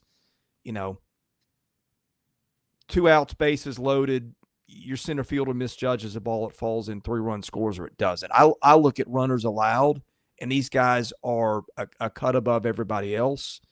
You got Root transferring in from East Carolina. Here's the sign of the times. Landon Beetleshies, I guess that's how you pronounce his name, from Ohio State, lefty that everybody wanted. Everybody wanted that guy. He's your number 4 to start the year. Threw 85 innings a year ago. I know Ohio State is not the SEC, but that guy's a dude. They got Will McIntyre. Nobody talks about Will McIntyre. How many games has Will McIntyre won Arkansas? I think this is year 6 for him. They got high school dudes, Cole Gibbler, Carson Wiggins, that any other year, any other staff are going to be mainline arms for anybody. Don't know where that fits in because of the talent here. I mean, you got Bybee. Nobody talks about Colin Fisher. He was great a year ago. You can just go on and on and on with these guys. The lineup, and this is why I'm a little more bullish on Arkansas. That I think we've got them a spot or two too low. Diggs was not healthy last year. Healthy Kendall Diggs is a potential, I don't know about a first-team All-SEC guy, but second or third. You've got Ryder Helfrich last year was bad. Hit, 12 home runs in the Cape. Aloy last year didn't get on base a lot. I think Aloy and Helfrich were 2 of the top 4 home run hitters in the Cape. So but Helfrich is a big time player. Was a top 50 recruit out of high school. I'm seeing him get first round projections. Nobody's talking about that. Like, if he's a first rounder, then this offense looks a lot different. If Aloy's numbers in the Cape are indicative of what he does, he takes a step up. Mm-hmm. They got a third baseman, Brett Iredale, that lit up that pitching staff. I don't know how much he's getting talked about throughout the SEC, but boy, he's getting talked about in Fayetteville. Cleanup guy for them. I could see him being an All-SEC guy. JUCO guys, hard to say how that transfers, but when you're lighting up this pitching staff in scrimmages, I think that matters. Yeah, he did put up eye-popping numbers in JUCO, 20 and 20 home runs, 20 stolen bases. But again, how does that translate? We'll wait and see. Yeah, and I think they've got some depth in the lineup too. They got Cam Kozel from Vanderbilt, who would start most places. They've got, but probably isn't for this team right away. Nolan Souza stepped it up a little bit. They got Rocco Pepe from Fresno State, who was a good bat for them last year. Justin Thomas may be coming off the bench, big-time JUCO guy. Aloy's brother. They got 3 Hawaiians on the team. Did you know that? I bet they're the only SEC team with 3 Hawaiians. Nolan Souza's the other one. Yeah, I mean, there's a lot of depth on this roster. 1 to 25. They may 1 to 25. If you go 20 to 25, the roster they put out on the weekends may be as good as anybody at that bottom end. So that's one thing I like about them. All right, number 3. Your defending national champions, the Tennessee Vols.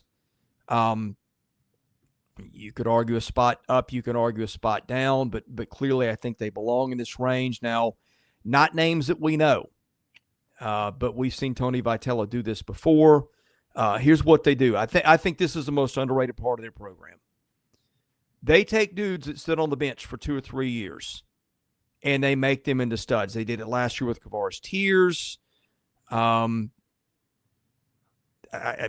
going blank on the guys that have done it, but they've done it with a lot of guys. This year, you see Reese Chapman. Is he that guy? Colby Backus, he's that guy. Big power guys. Do they take the step up? The transfers, that infield. I don't know how you get 3 potential shortstops to transfer in and split time. Fisher's really more of a third baseman at this point. But you got Gavin Kylan in there to come and compete with Dean Curley, who I thought was terrific for them last year. 3 All-American level guys there in the infield. First base is a question. We'll get to that in a minute. But we talked about Kentucky and its blueprint. We talked about Alabama and its blueprint, what they do. The pitching, just gas, one arm after another. It's the same formula that Vitello has done year after year after year. Now we just wait and see if the parts are as good as the ones they've had this decade, which, they probably are or close enough that it doesn't matter. Yeah.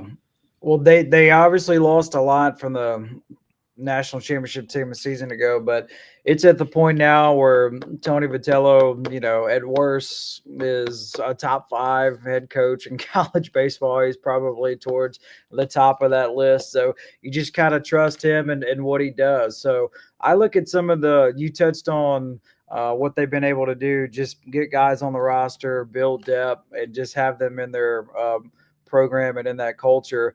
But I just look at some of the new additions that they got. Andrew Fisher, transfer from Ole Miss, started his career at Duke. How does that transition over in the lineup? You got to think that he's going to be able to continue to play at the high level offensively, what he's been able to do. I don't know about you, Chris, but I was a little surprised that they announced that Liam Doyle was the Friday night starter. Yeah. At Tennessee. Now, Tennessee fans are going to love him. Liam Doyle, he's very passionate, plays with a lot of emotion, and just the team, the defense behind him, they just kind of feed off that. So the team and the Tennessee fans are just going to love his energy that he has. Yeah. And the difference for Liam Doyle, now he's going to have a lineup. He's going to be pitching on the mound with a lead, like way more than what he was working with at Ole Miss, just because Tennessee can really swing it. So I was a little surprised that they announced him as the Friday night guy. I for sure thought that he'd be in the weekend rotation, but maybe not the Friday night guy. So that kind of raised my eyebrows a little bit. But I mean, just the job that Tony Vitello has done. I mean, just stacking talent after talent. They're doing it really homegrown style, but when they need a spot here or there, they've been able to go to the portal. I mean, even within the last 2 weeks with the North Carolina, first baseman that they're trying to get on campus and all that weird and wacky stuff. So he's always trying to get better, and days before the season starts, he's trying to get guys on campus to play for him in Knoxville. Sounds like that's a couple of weeks away from getting settled, the Osuna matter, if it's settled at all. It seems like it might be like they might have him by March, but who knows? I'm not a legal guy. I don't pretend to be one. We'll see where that goes. But here's the thing that stands out. You start looking, and MLB Pipeline is one that I go to a lot because people can look at it for free. Kylan, first rounder. Curley, first rounder. Fisher, I think, second rounder. You go to the pitching staff. William Doyle. I think Doyle, Nate Snead, and A.J. Russell, all top 100 guys. Russell, I think, is in the top 50, and Doyle might be too. Which is like they had all these guys last year that were like in that 20 to 70 range in terms of where they were rated for the draft. We saw how that worked out. Just the depth there is incredible. Their pitching to me is interesting because Doyle is super talented. He also has had some issues keeping the ball in the park. And I think Ole Miss plays as a hitter's park where the ball gets out pretty quickly. He's going to one of those. He is not a ground ball guy. 10% ground ball rate last year. So that could be a problem. Now, Frank Anderson, their pitching coach, is as good as it gets. So they may figure some stuff out there, but just on face value from a year ago, that's something to monitor. Snead is a weird guy. I think they said the shape of his pitches because he's out there like 101, 102. And Marcus Phillips has the same. There's something in the shape of their pitches that they don't play to strikeouts the way you'd think the velo does. There's a tweak there, and those guys get that, then look out. But Phillips was a guy that didn't throw as much last year because of the strike throwing issue that he had. Again, a guy that'll hit 100. They brought in more power arms. They brought in the Arvidsson kid from JUCO is super, super talented. He's going to have a big role for them. Tanner Franklin from Kennesaw State, another gas thrower. We saw what they did with another Sunbelt guy a couple years ago. Is Kennesaw State Sunbelt? Conference USA. Okay, I get those two mixed up. But one of those Georgia pitchers, they did that with the kid with the Rockies now, whose name escapes me. Pitcher of the year 2 years ago. This is what happens when you don't get sleep. You and me both. You know exactly who I'm talking about. Yes. It just feels like they're trying to do the same recipe again. That's worked well. Now, I'll give you my concern. Now, here's another thing. Dylan Loy, Andrew Binky, really good bullpen arms for them. I don't know where J.J. Garcia fits in, but he was good when he threw a year ago. They're talking about Ryan Combs as their closer. Wasn't effective in JUCO last year. The Russell thing, if A.J. Russell gets back healthy, that's a game changer. So, like, they're sitting here with parts in reserve. Like, if Russell is back and healthy, you remember the Texas Tech game a year ago where he was electric? He struck out 10 of the first 11 hitters or something like that. Like, nobody was touching that kid, and Tech can hit the ball. So there's a lot of talent there. I think everybody always underrates their pitching every year because the hitting is what gets everybody's attention. But it feels like they've reloaded with arms. And I haven't even – like, Jay Abernath, they got him through the draft. He'll play center field, top 100 kid out of high school. They got a couple freshmen. Names are escaping me in the rotation, or not in the rotation, but, on the team. Good players. I mean, they just – it's the same thing. The JUCO kids, they got Michael Sharman, Thomas Crabtree, Tanner Wiggins. I don't know who hits for them, but it's kind of like some of the other situations we talked about. There's enough volume of guys there that it's going to be somebody. Was Robert Tyler who you were thinking of at Georgia? First round pick by the Rockies? No. It's the guy that's the Rockies' top pitching prospect right now. We said his name 1,000 times.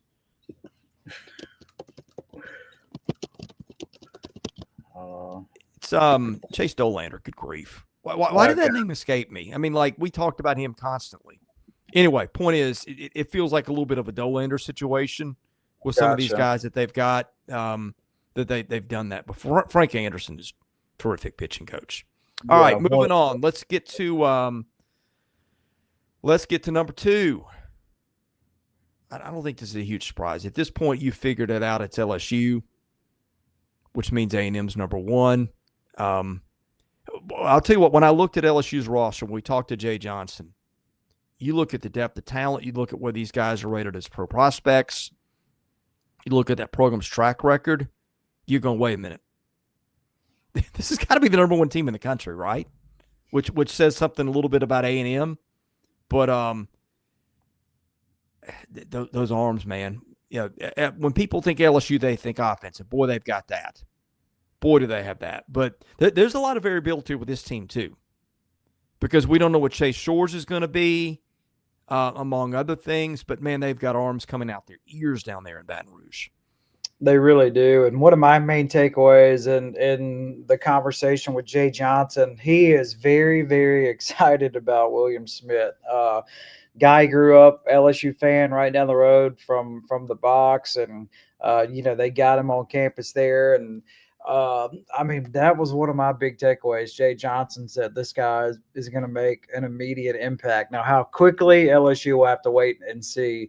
And then offensively, they just got guys like Jared Jones. I mean, we touched on him. Jay Johnson said if you can fly under the radar by hitting almost 30 home runs in a season, he'll take it. And Jared Jones, he could have left. He was a draft-eligible sophomore, made the decision to come back. And, he hit over 300 with 28 home runs a season ago. They added Hernandez at their catcher spot out of Indiana State, a really good program in the Missouri Valley Conference. Hernandez hit 23 home runs a season ago, so that's what they're working with. They added Daniel Dickinson from Utah Valley. Jay Johnson likes him so much that he gave him his favorite player's number, Pete Rose. Yeah. So I thought that was a cool story. They added, just for kicks and giggles, Chris Stanfield from Auburn, a guy with SEC experience. He was the Auburn Tigers starting center fielder a season ago. So he's an option in their lineup for sure. They just have, to me, they're just stacked offensively, and then with their options on the mound as well with their additions. They added guys from UC San Diego, Wofford, you name it, along with Chase Shores, and then with a potential first-round draft pick if he stays healthy down the road, and William Smith. Well, and this is what makes them scary. They've got phenomenal players that we haven't even talked about yet, and I'm going to bring some of these guys up. If people don't know the name Daniel Dickinson, the Utah Valley transfer, get to know him. one of the top guys in the portal. He's making some preseason All-American teams. Big-time pro prospect, 18 home runs, 32 steals a year ago. Stephen Milam, their shortstop, really came on. Could be an all-league type guy. Ashton Larson in left, same thing. They got a lot. They had a really good freshman class of hitters last year. They didn't always produce, but they're talented. Jake Brown's one of those guys in the outfield that I like. Speaking of outfielders, Derek Curiel from California. Some people are pegging him as sort of a national freshman of the year type guy, really athletic dude that can run it down the center. They got Kate Arambide from Texas, who's a stud catcher that everybody wanted. I think the number 13 player in the class per perfect game. He may be at Luis Hernandez, who was a stud at Indiana State last year. Hernandez may end up DH, and they got whoever's not catching is going to. Oh, and they got a third guy, Blaze Priester, JUCO kid who lit it up a year ago, was on the roster a couple years ago when JUCO came back. I could just go guy after guy after guy. Michael Braswell, whatever they get out of him at third at this point is just kind of a bonus. He kind of came on in the SEC tournament last year, and that's just the hitting. Like, we're not even talking about Zach Cowan, who threw 110 innings at Wofford last year, ERA at 3.35. You can count on one hand the number of guys in college baseball almost that do that. I don't even know where Zach Cowan fits on this staff because they got Kate Anderson, who's a super highly touted pro prospect. Like, he has a good year, could sneak into the first round. He's there too, I think, behind Shores. They got William Schmidt out of high school, who was the number 5 guy in the class per perfect game. I presume he's a midweek guy. The Anthony Heinsohn kid out of UC San Diego is getting some top 2-round love in the draft, I think. Gavin Guidry's pitched a ton of innings. Jacob Mayers from Nicholls State, they think they got something there. Freshman of the year in his league 2 years ago. You can go on. And DJ Primo they like. Kason Evans, Maverick Rizzi, guys that are big-time pro guys. I don't know. Connor Ware, JUCO kid out of Pearl River, might start for them. I mean, I think when you think LSU, you think pitching. I mean, you think hitting, and I get it, but like their pitching, their depth, a couple years ago, it wasn't just Skeens. They had other guys too. I think that's where people are going to push back on LSU at 2 a little bit, and I get it.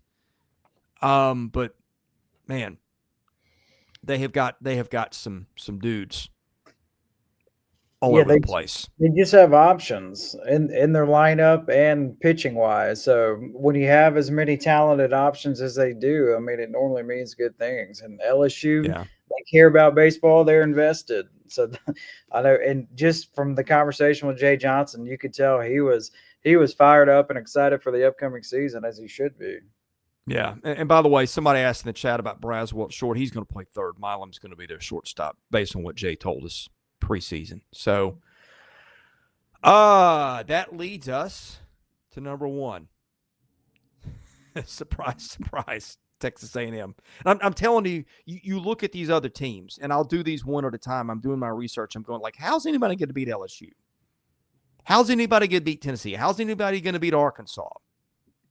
I even thought you look at Georgia in a vacuum. There's an argument there maybe. And then you get to A&M. And I do have some questions about them that I'll get into. But my goodness, when you start with that lineup and you start with the best pitcher in the league, you've got to make a case to knock a team off a pedestal, especially when that team was 1 game from winning an Addy a year ago. And who knows? Braden Montgomery doesn't get hurt. Maybe they did. They were my pre-tournament pick to win the whole thing. Obviously did not know Braden Montgomery was going to get hurt. But they are loaded again. Yeah, they really are. And I mean, obviously a big reason why they made the hire they did with Coach Early. They didn't want to lose all this talent just because they're so loaded. So here's my thing with A&M. Yes, they're crazy talented, but how much learning pains, growing pains will there be with Coach Early? I mean, him being a head coach at any level for the first time, he's the youngest head coach in the SEC. So I do think there might be a stretch here or there, which happens in baseball, where they might lose a game or a series, and everybody's like, how in the world did that happen? Well, you're going to have to learn and grow through things. And Like that might happen at some point with Texas A&M this season. But the difference for them, like they're just so stacked and they returned so many guys from that team a season ago that you can see why they're kind of maybe not everybody's number one pick preseason in the SEC, but I would say more than likely, this is who everybody's going to go with as their top pick preseason wise. Yeah, the lineup. Look, everybody knows Grahovac and Lavalette. Lavalette is, maybe your national player of the year potentially. Potential number one pick in the draft. You've got Grahovac is maybe going to be the number one guy next year, 2026.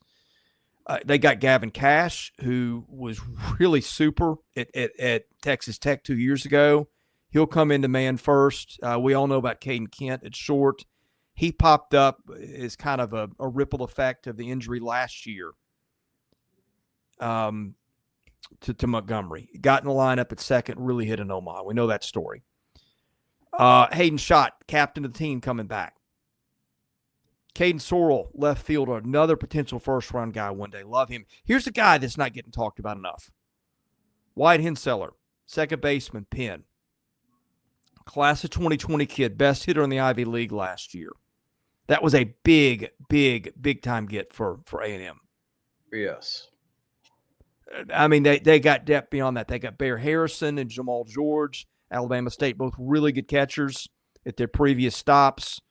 I think both first-team all-conference guys at Alabama State and St. Mary's. They got Matt Bergevin off the bench from Fairfield, where he was a big hitter for them. Just that lineup again, they were such a nightmare to pitch to last year, and it's going to look like that again. And it's not just the big guns that everybody knows; it's those other guys that make them. Yeah. Like when you get to the 8th spot, and it's a guy you want no part of. That is the kind of lineup that keeps coaches up at night. Yeah, for sure. And I mean, that's a big reason why they're the preseason favorites by the coaches and the conference and just kind of by the media as well. So again, I'm fascinated just to see, how much does the culture change, if at any, but again, you got a brand new head coach, youngest head coach in the conference that's never been a head coach before. So what does that look like? What new wrinkles does he want to do differently than Schlossnagle? So again, they're loaded. You can see why. I'm fascinated to see how everything will shake out. Yeah. Their rotation. Prager is maybe best pitcher in the country. Going to be preseason SEC pitcher of the year for nobody would argue that. Doesn't put people on. Keeps the ball in the park pretty well. Stud. Miles Patton there too. I don't know how much love he's getting a lot of places, but Miles Patton, a lefty out of Long Beach, and they play in one of those parks where nobody hits. And so sometimes you don't know what you're looking at, but checking around kind of in scouting network, Patton's a dude. Another pro prospect. They go lefty out of the gate, I think, which is interesting. With Lampkin, their third. I'm not as big a Lampkin guy as everybody else under the stuff there. Struck out 37% of the guys last year, but allows too many base runners. But still, anybody would take him as a third. Here's the thing. You know me, I always like this kind of guy. They brought in a kid from Washington named Grant Cunningham, who is that come in and throw a lot of innings kind of guy like Tennessee had with Snead a year ago, where you can use him at the end of the game. You can use him, multiple innings. He pitched 50 innings a year ago, had an ERA under 3. They've got a lot of really talented arms in the bullpen. This is where my question is, and I'm probably alone in this. They got a lot of those high strikeout guys like Caden Wilson, Weston Moss, Isaac Morton, Josh Stewart, but Stewart's the only guy in that bunch that's a consistent strike thrower, and that's where I'm a little concerned about them. But look, I think they'll figure it out probably. Chances are they will. They got some freshmen in tow too, but they lost their pitching coach, Michael Weiner, to Texas. He did phenomenal things with them a year ago, and that's the place with A&M that I'm maybe a little concerned that I think, like, if you're looking and you're going, okay, if it doesn't go as well for A&M as everybody thinks, and they're everybody's number one pick, and deservedly so, we are not arguing that. If you're looking under the microscope for concerns, That's where on paper I'm concerned. I want to see what that looks like when they put it out there. Did they do a better job of throwing strikes out of the bullpen? Well, you got to remember what they did pitching wise. So they brought in Jason Kelly. So he was the head coach at Washington. Washington is a good program. Now in the Big Ten. So he left a sitting Big Ten head coaching job to go join his friend and Coach Early in College Station. So I mean, that's something to watch and monitor, just his philosophy and how he wants to do things. So that's kind of what they're going with Jason Kelly, back in College Station and everything coming over from Washington. So, I mean, you bring up a fair point, and I don't know, it's just we won't know until I guess later today when A&M throws his first pitch. You just kind of get an idea of what the new approach will be with the brand new pitching coach and the staff that Coach Early has assembled. All right, do you have your all SEC team handy? You text it to me. I can probably pull it up if you need me to do that. I'll pull it up on my phone. Let's just compare notes. I'm gonna walk you through what I'm thinking. I've got to pull mine up too. And boy, this is a beauty pageant. I got it. Let's go catcher. Who's on the board for you here? Ike Irish, Auburn. That's mine too. Other guys I liked. Luis Hernandez, LSU East, and Carmichael at Oklahoma. But that feels like the right pick. I think that's probably one of the easier ones. Yeah, a top 10 pick. Yeah, he should be preseason first team SEC. First base, I got Jared Jones, LSU. We just touched on him a moment ago. Expect big things from him in Baton Rouge this season. Yeah, I've got him. I've got Gavin Cash at A&M, Cooper Rory at Auburn, guys that I thought about too. Who got at second base? Cade Curlin. This is a super. Really? Yeah. Okay. This is what's crazy. I don't even have Curlin in my top 3. Why is that? Because I think it's a loaded position. I've got Daniel Dickinson at LSU first. I've got Henseller at A&M on there too. Gavin Kylan at Tennessee is going to play second. Curlin would be under consideration, but you got Mike Mancini at Vandy if he's healthy. You got the Lawrence kid at Kentucky. I don't know where that settles. At second base is a loaded position in this league. Yeah, it really is. So you're going with, you said Dickinson at LSU. So you think he's going to make the jump that quickly?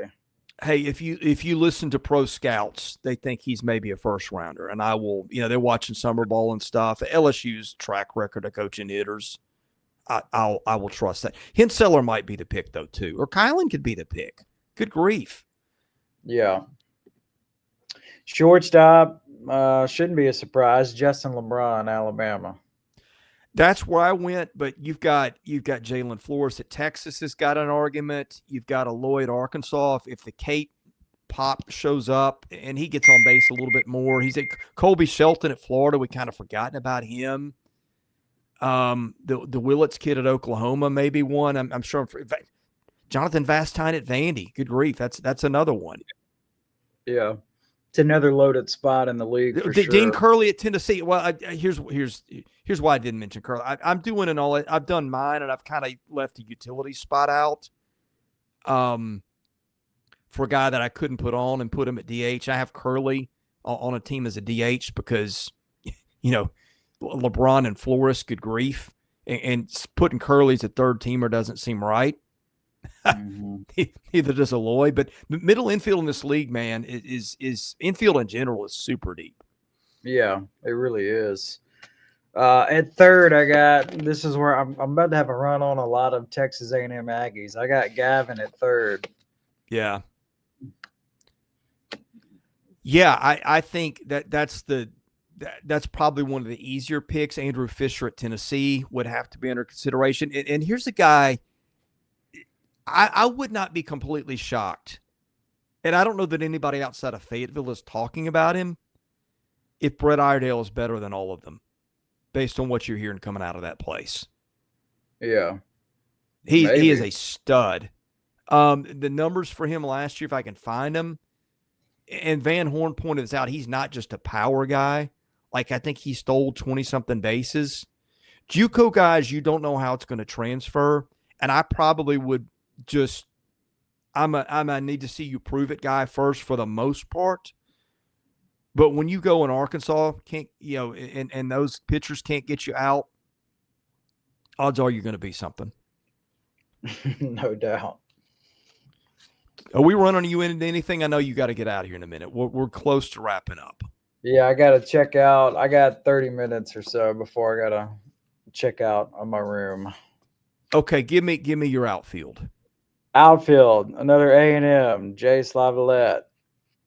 Easy. No surprise there. Yeah. Ethan Petrie at South Carolina. Trey Phelps. Easy. DH, I got Hayden Schott. Oh, you've got Hayden Schott. Yeah. What about Max Ballou? This was a tough one, but I just kind of think Schott is just gonna take that leap.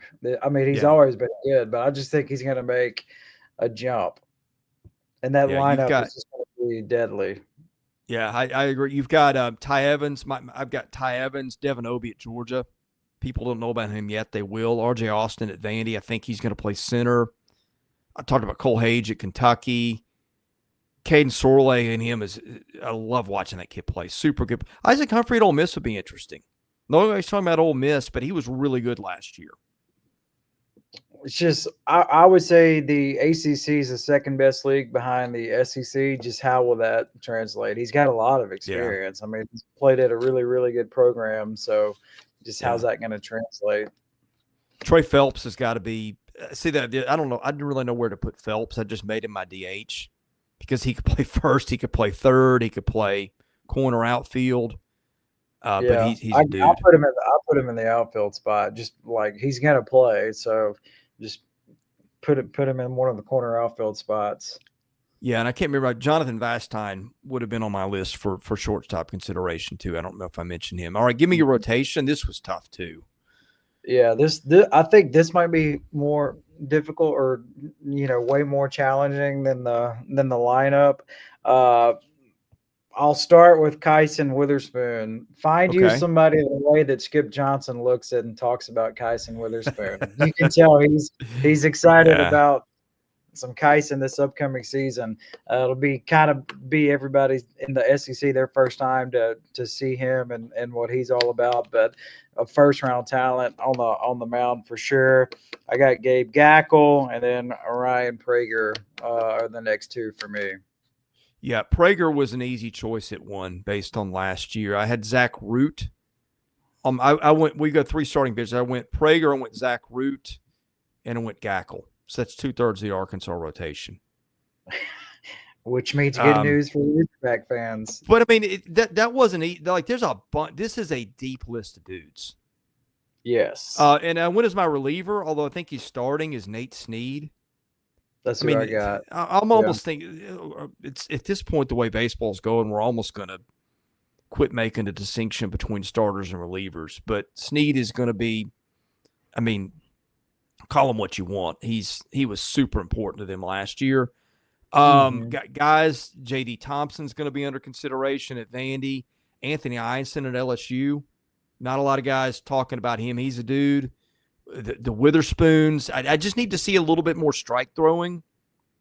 Colton Smith at Georgia is a guy. Miles Patton at A&M is a guy. Ethan McIlvain at Vandy. Jersenbeck would be on that list of consideration if he's healthy. Chase Shores. We're not talking about Chase Shores because we don't know what he is.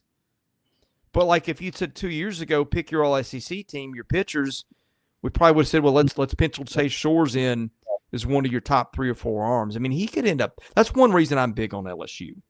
I just think there's a lot of things in reserve there. Cade Anderson, another guy we didn't talk about. We haven't touched on Hunter Elliott. I know he made he made second team preseason. To me, that was like he was a stud 2 years ago. I mean, I kind of think that's like just he hasn't done anything in a couple of years now. So that was like name only kind of like your preseason because of what you did 2 years ago. So he's fine. If he's healthy, like he'll be in the mix for sure to be find his name on this list. But again, he hasn't been healthy in 2 years now. Your bullpen arms. I don't think we talked about Ruger Riojas at Texas. Big time get for that bullpen. He would be on the second or third team. Gage Wood at Arkansas, I think I had as my second team close. He starts in the rotation, I think, first weekend. And we're not – Beetleshy's not on the list. See, that Arkansas might be the team that everybody's sleeping on. That could beat everybody. And I don't know what it's going to look like this year with the offensive conditions. But, like, if you can't hit the ball, you can't score runs. And if you can't hit those guys, you know, and their top 4 or 5 arms are just ridiculous. Now, there's a little bit of unproven. It's not like somebody's gone out there and thrown 100 innings of a 2 ERA. But that's just baseball these days. Who's got one of those guys? Yeah. I thought a lot of our teams. our conversation with Carrick Jackson, he's the one that brought it up. He said in SEC starts last season, the average start lasted a 4 1/3. Yeah. So guys aren't going deep. I mean, the days of going 7, 8 innings just don't really exist anymore. Yeah. He just says, give me 18 hitters and see what you can do with them. Yeah. I hate that. I miss the days where you could roll out a starting pitcher and he could give you 6 innings of a run or two. And I get why it's happened. It all goes back, I think, to youth baseball. You got to throw velo to get on anybody's radar to be anything. You're probably going to play Division 2 or 3. And to get there, you got to throw your arm out at an early age, which is why all these guys get to college and we're like, well, what would it have looked like if only he'd been healthy? Like I don't see a way around it at the moment. Well, the year-round thing too, that's very real. Just consistently throwing, so many months out of the year now. So a lot of these guys just don't get breaks. Like you need rest, you need breaks. That's a part of it too. How many? Okay, look, people asked us to recap the power rankings. I'll give those to you quickly. By the way, we talked about all these teams. If you're watching live, you can go back, and we did talk about your team and your team's players at some point, every one of them. Got some complaints about that early, but this is the mega preseason episode, so you can go back and find your team. We talked about here's the way we went. We went counting them down: 16 Missouri, 15 Ole Miss, 14 Alabama, and 14 to me is the teams that I think all these teams in the top 14 are regional caliber teams, and maybe Ole Miss is too.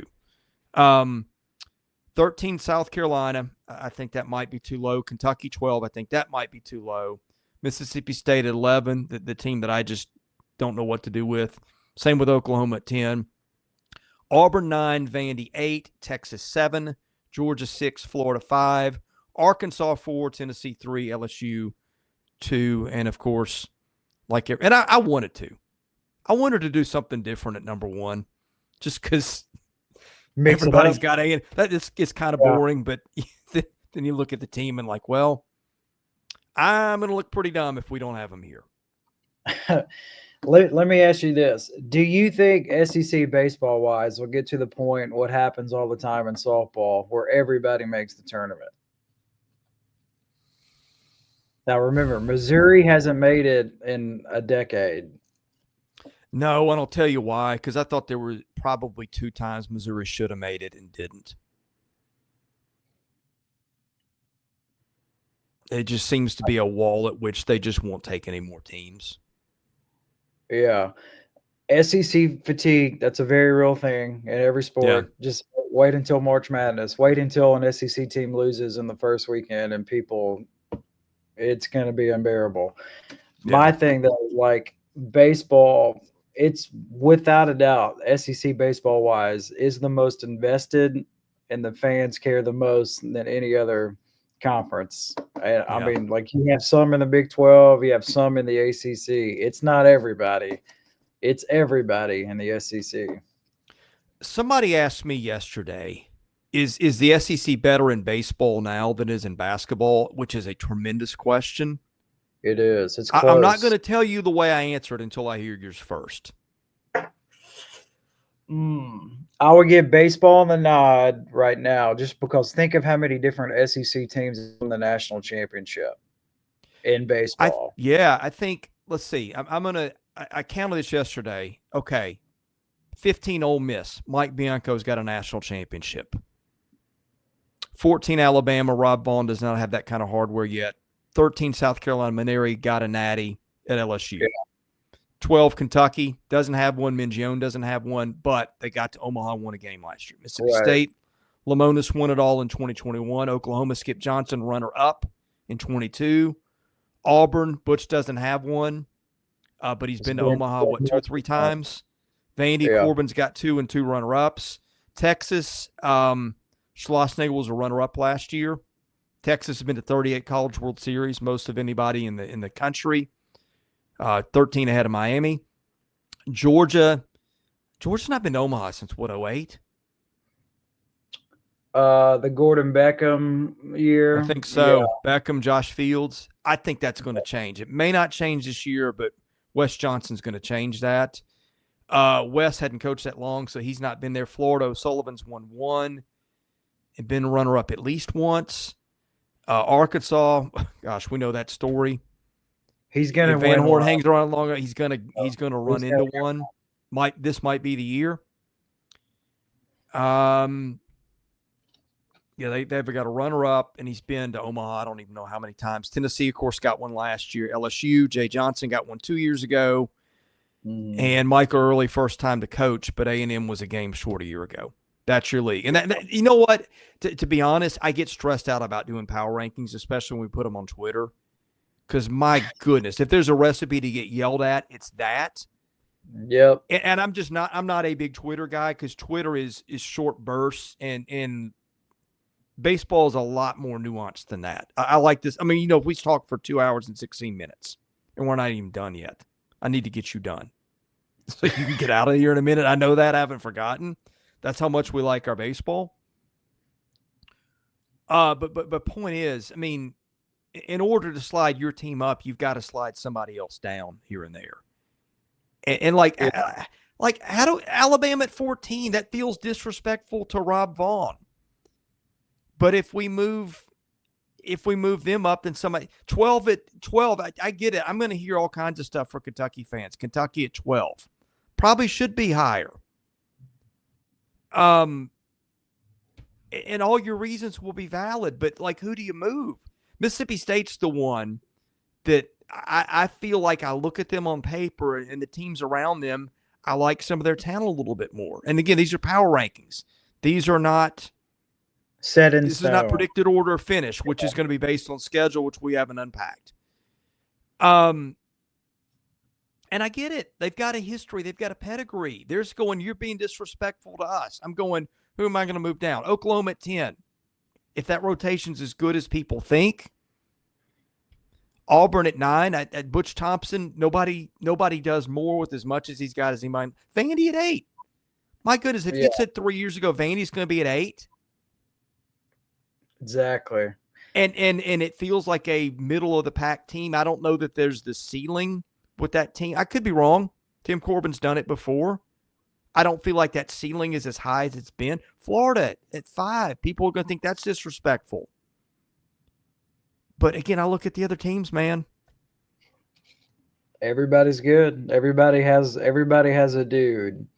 And like, even you might be like, you touched on Alabama, how they might be low, but they're still like a top 30 team and program in the country. It's just this league, and with the addition of Oklahoma and Texas, just makes it that much more of a bugaboo. I mean, it's tough for everybody. Well, and Missouri's easy to dismiss, but I don't think Missouri's a pushover.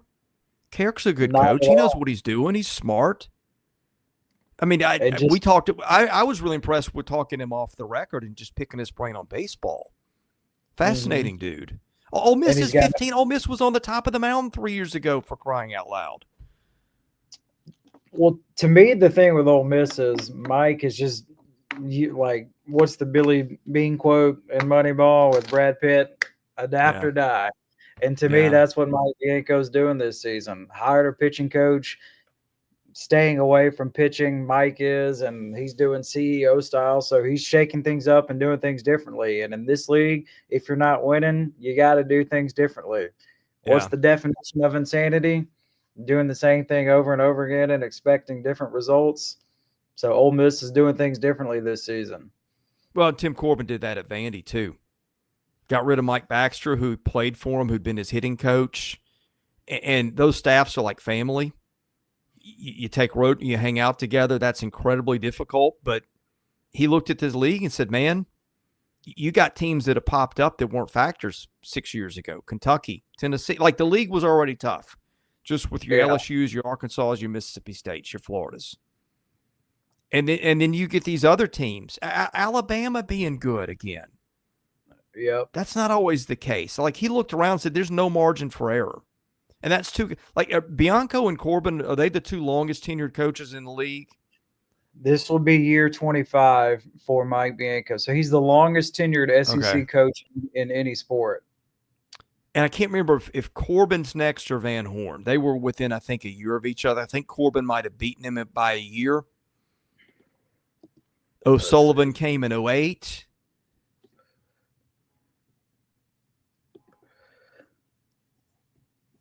Corbin's first year, 2003. Yeah. What was Van Horn's?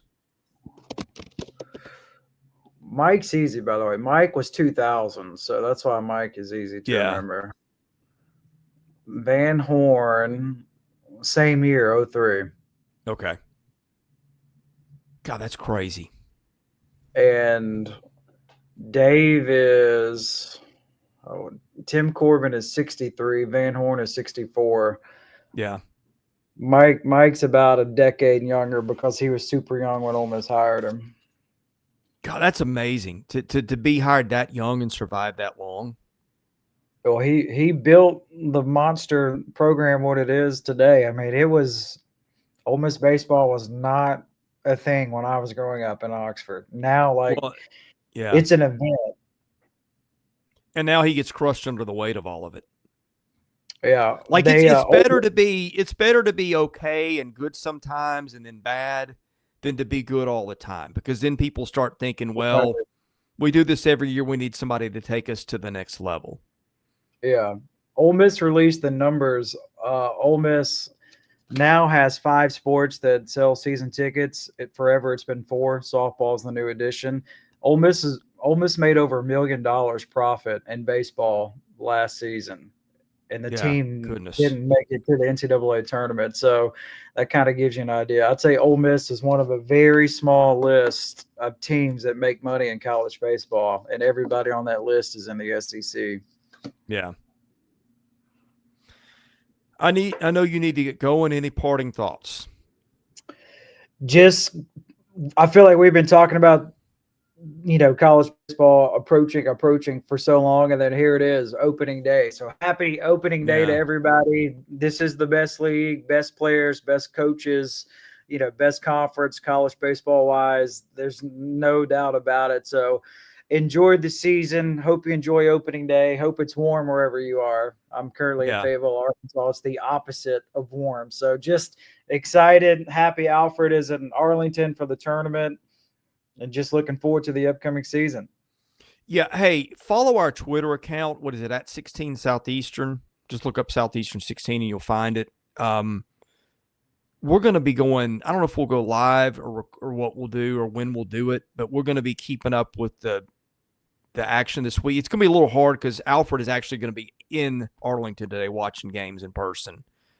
I'll be watching from TV. You'll be on the road. I've also got in-laws coming in this weekend, which was just wonderful timing. And, they're also playing basketball this weekend. So I'm trying to figure out how to do all this. We're also putting the finishing touches on our preseason preview. We got most of the teams' previews up at Southeastern 16, the website, which we don't use a lot, so you can check those there. I'm putting the rest of it in a Google Doc along with our SEC teams, our preseason power rankings, some other stuff. It's going to end up being a 40-something thousand-word preview of the league. It's free. So when you get it, we'll put it on Twitter. You can share it with your friends, and it's probably going to be something we'll do next year and maybe expand it and charge some money for, which it'll be worth every penny. There was some stuff. You've seen our preseason prep. There's stuff we didn't even get to Right. that I want to get in people's hands next year. That'd be pretty cool. But it's just the battle of time. We talked to half the coaches in the league. So if you haven't seen those interviews, I definitely recommend going on YouTube and watching them. There's a chance that we will visit with head coaches throughout the course of the regular season, which will be a lot of fun. So just looking forward to this upcoming season. A lot of games today. We'll be here to wrap them up later in the weekend. Again, we'll let you know when that's going to be. We've got to get our heads together on the times. Anyway, thank you all for watching. It's been a lot of fun. For the departed Alfred Ezman, not permanently departed, just had to get to the ballpark. Don't want to give that an air of morbidity that this doesn't deserve. And for you, Graham, yeah. Thanks for watching. Thanks for listening. God bless you guys. Have a great weekend. Try to stay unfrozen. We'll see you again soon with more content here at Southeastern 16.